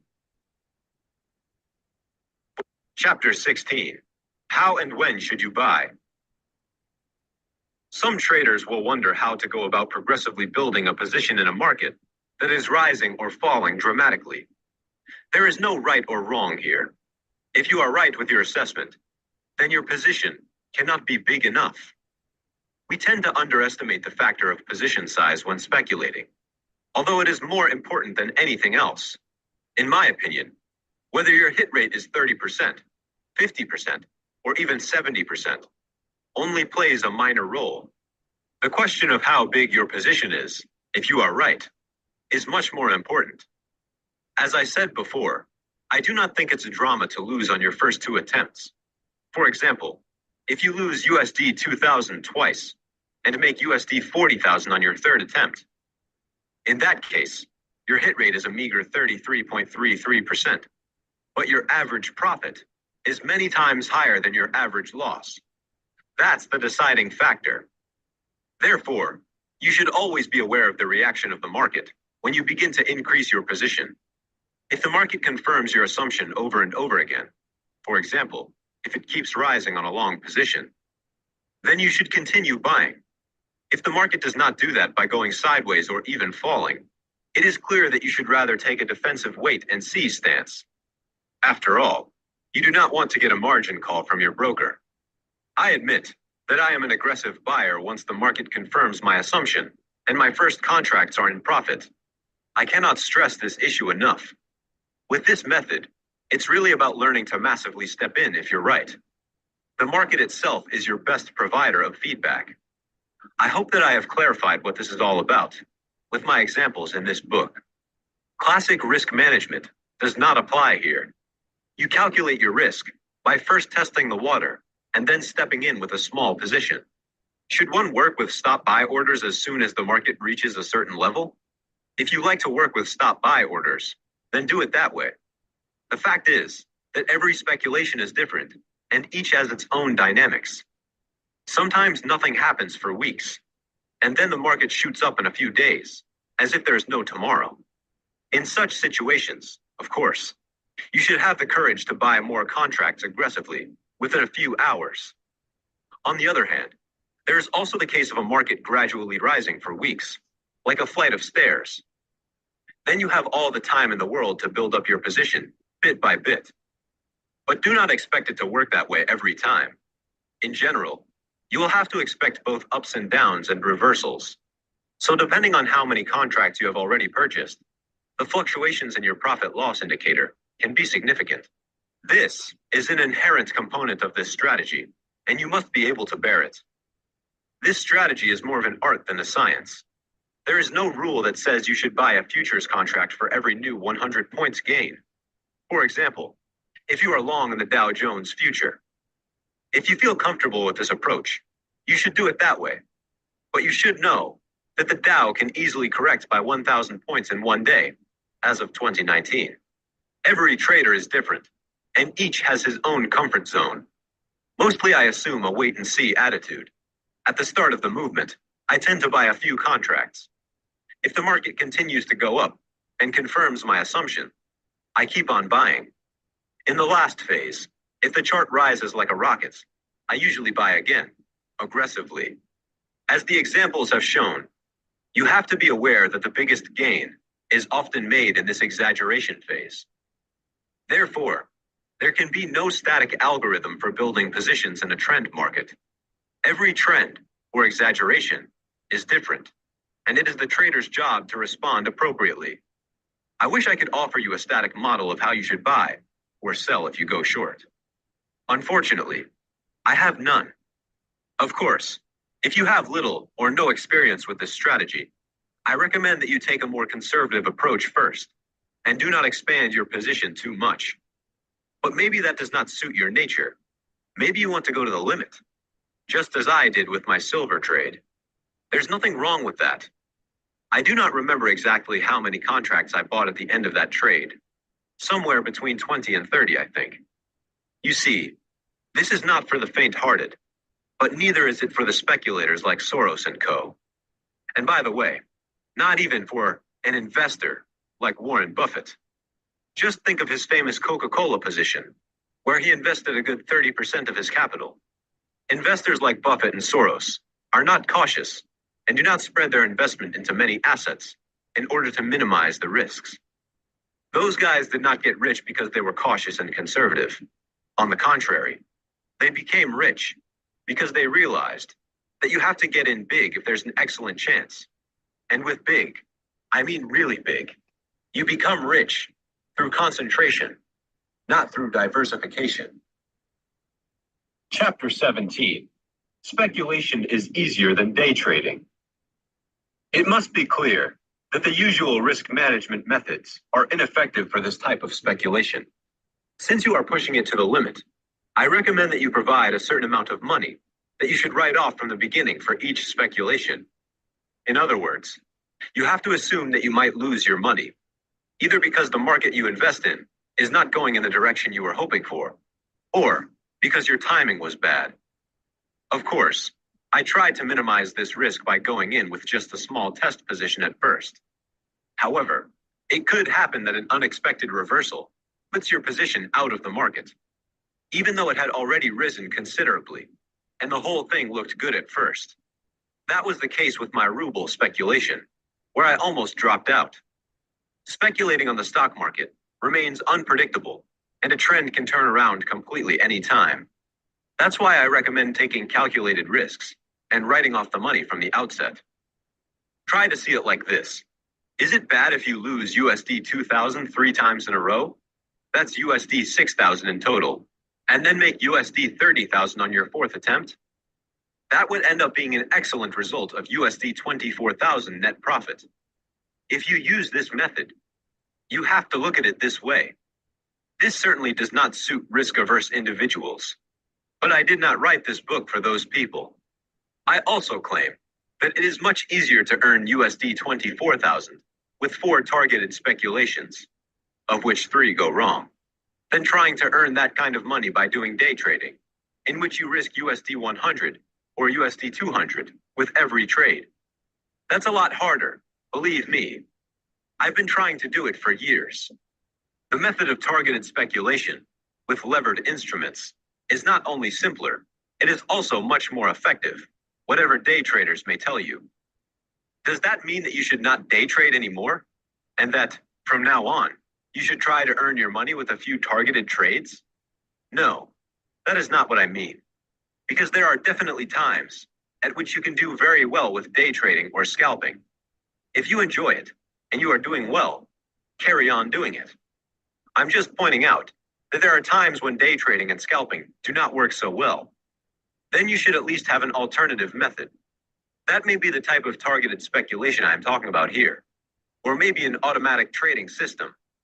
It does not matter. What is important is that you have an alternative when things are not going that well. Chapter 18.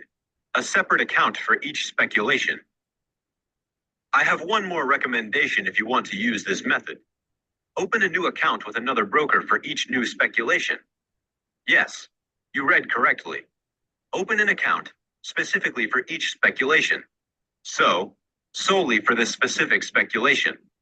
Nowadays, it is no longer difficult to open an account with a broker in just an hour. So when I build a can you position go on, market, can I you go choose on the right 547? broker I can best achieve my goals with. It is important to me that I have not previously traded on this account, i.e., no loss trades. Why is that important to me? Without feel. All right, we're going to mute that for a second, everybody. We have a situation where we're going to have a trade coming up here. And what's going to happen is we're looking for the 900, which is the third chart from the right, to now pull back, because now everything's in our favor the way we like to see it. done the correction, and now the momentum's up, trend is up on all time frames. So now we're just waiting on a pullback on the 900 because it is now everything's legitimately going in that direction as far as that's concerned. And we just wait. We just wait now.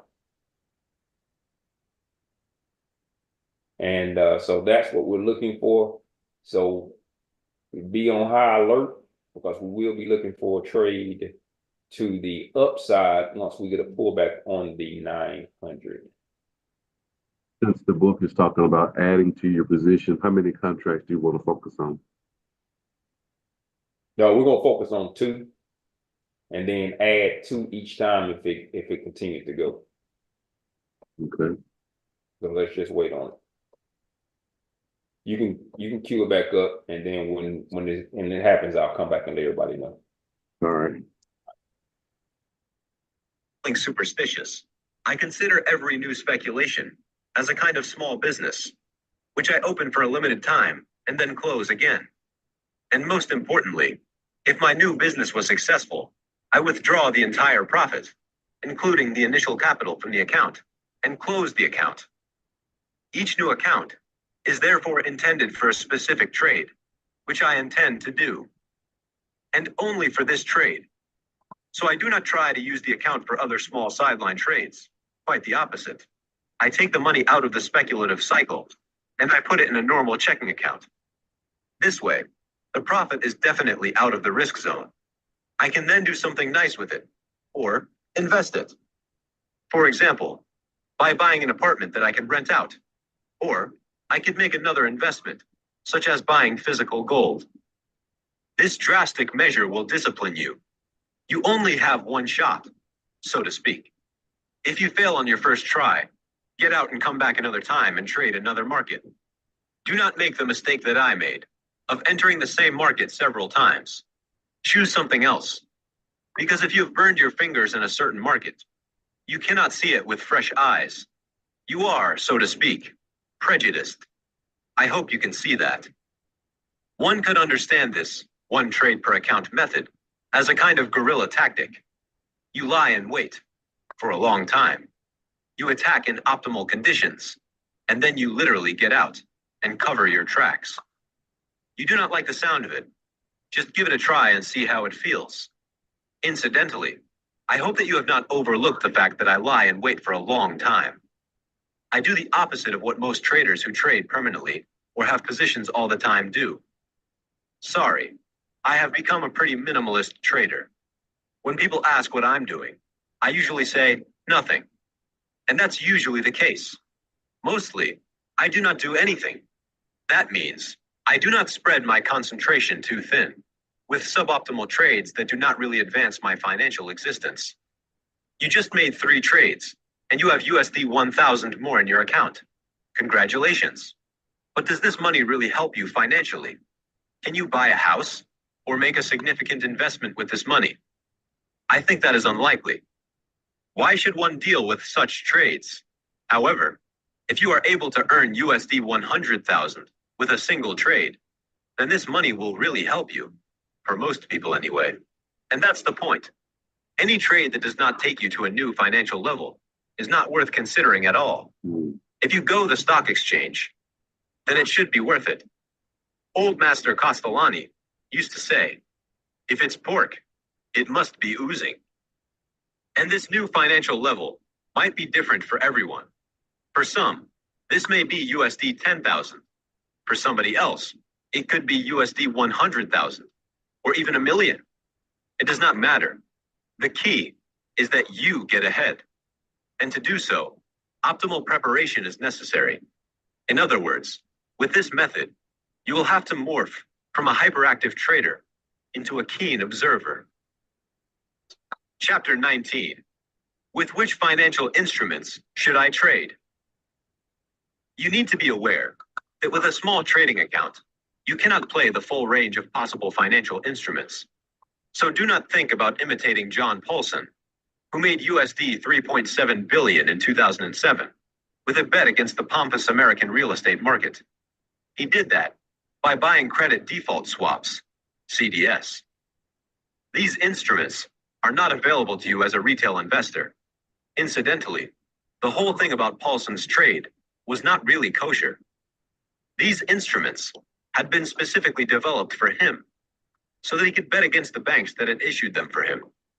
Of course, every retail investor can speculate with government bonds and currencies. And nobody can forbid that you short sell Ukrainian stocks if that country gets into trouble again. Depending on which investment idea is involved, I will, as already mentioned, create the account with which I can best and most cost effectively implement this idea. Of course, if you choose futures for your speculation, you need a specialized and inexpensive futures broker. Above all, you should look at the amount of the overnight margins for your idea. If they are too high, you may need too much capital to even start. Compare several brokers. You will be amazed at the differences. The cheapest are usually American futures brokers because they are often members of the CME themselves, which gives them very different terms. If futures are too expensive for you, you can try a financial construct that is basically nothing more than a derivative on futures. This refers to CFDs, or contracts for difference. You can open a CFD account with USD 1,000 or less.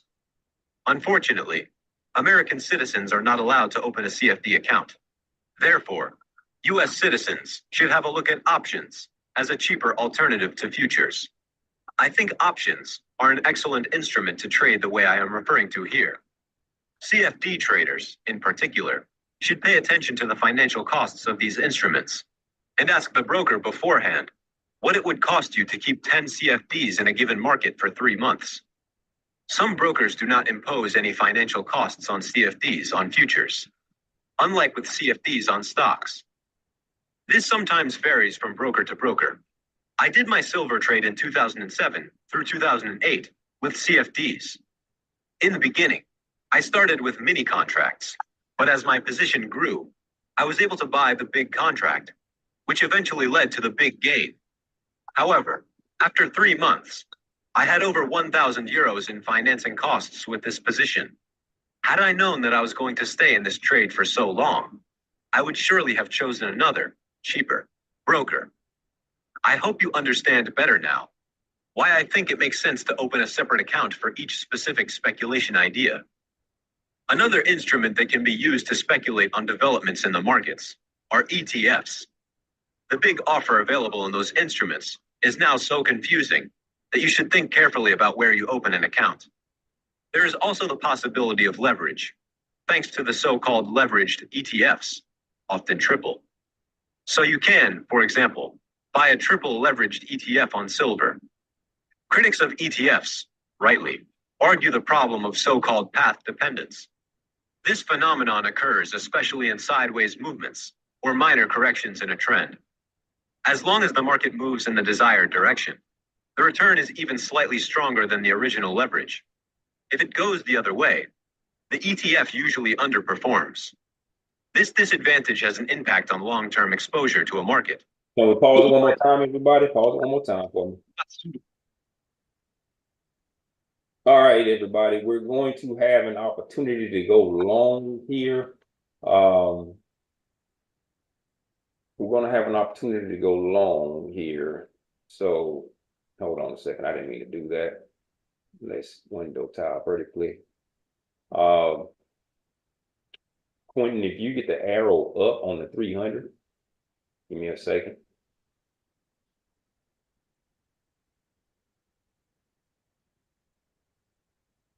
If you get the arrow up on the 300, you'll take that trade. All righty. If you get the arrow up on the 300, you'll take that trade. All righty.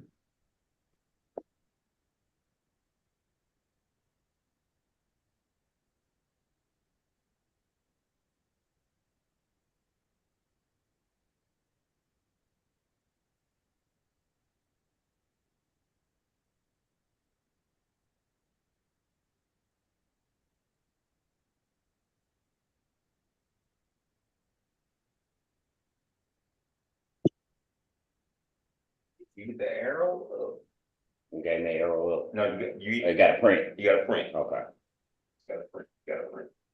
It has to print. You do realize that, right? Quentin? Absolutely. And All right, I'm in at 08.25. All right.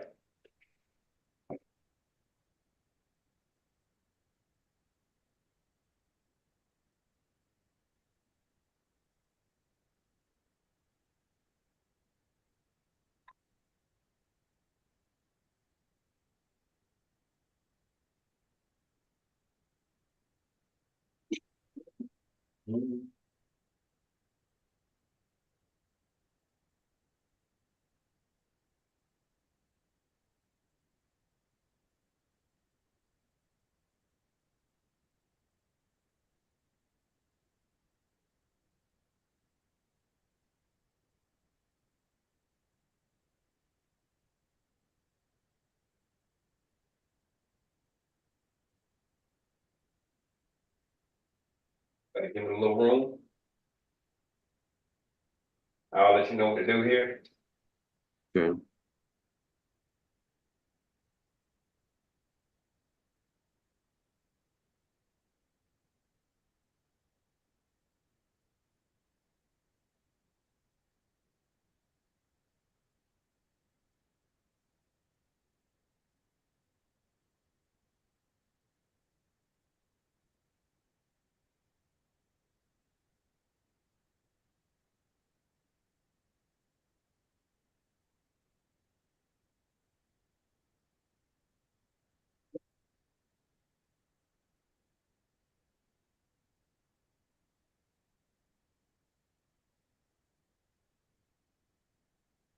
Gotta give it a little room here. All righty.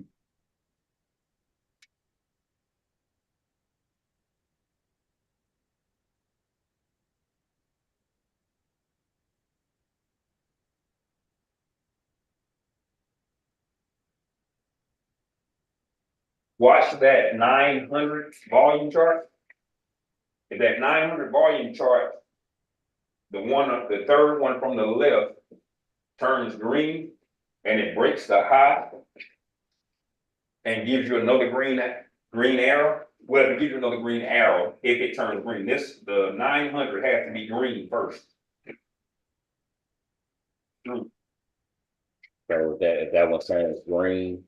No, that one closes green Mm-hmm. before you get the arrow, You're gonna add another one. we're gonna add another one. We're not, because that's why we're getting a little bit of time, ladies and gentlemen. We're not gonna be right every time, but we're trying to teach you the scale in method. We're trying to teach you the scale in method where you risk a little to make a lot.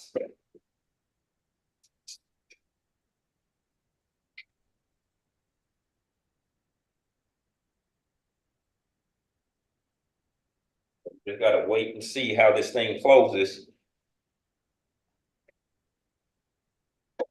So if it breaks that high, do we? No. If you get the arrow up, you're gonna take the trade.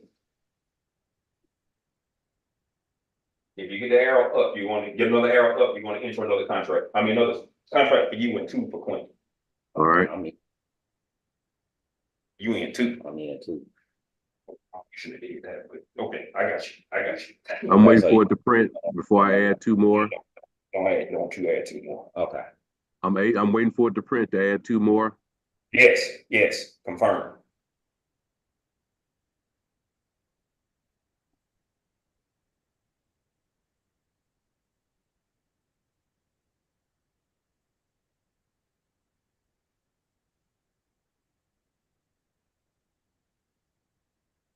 It did not print. That's fine. It did not print. You gotta wait on it.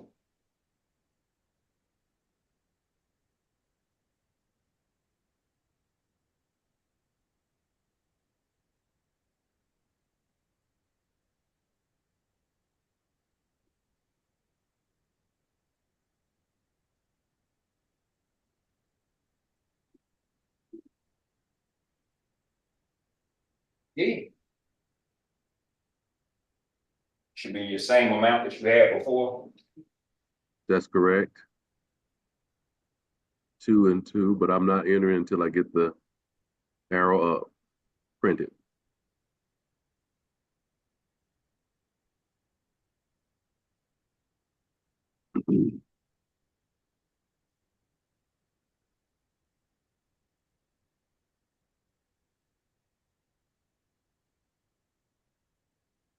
I'll print it, enter two more at 0763. All right.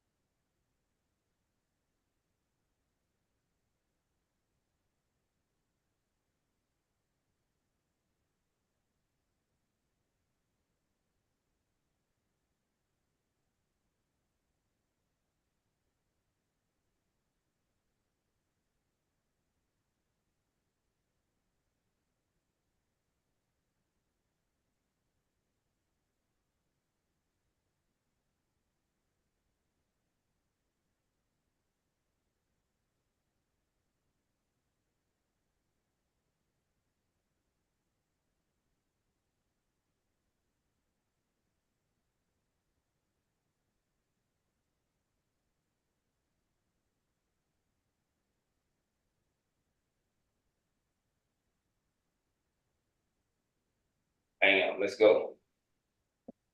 Let's go. Let's go, everybody.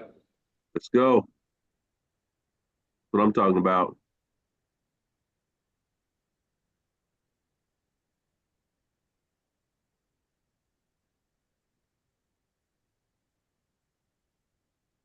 All right, we'll go ahead and exit that trade here at the top. It's Great exit now. job. Yeah, exit now. Okay, great job.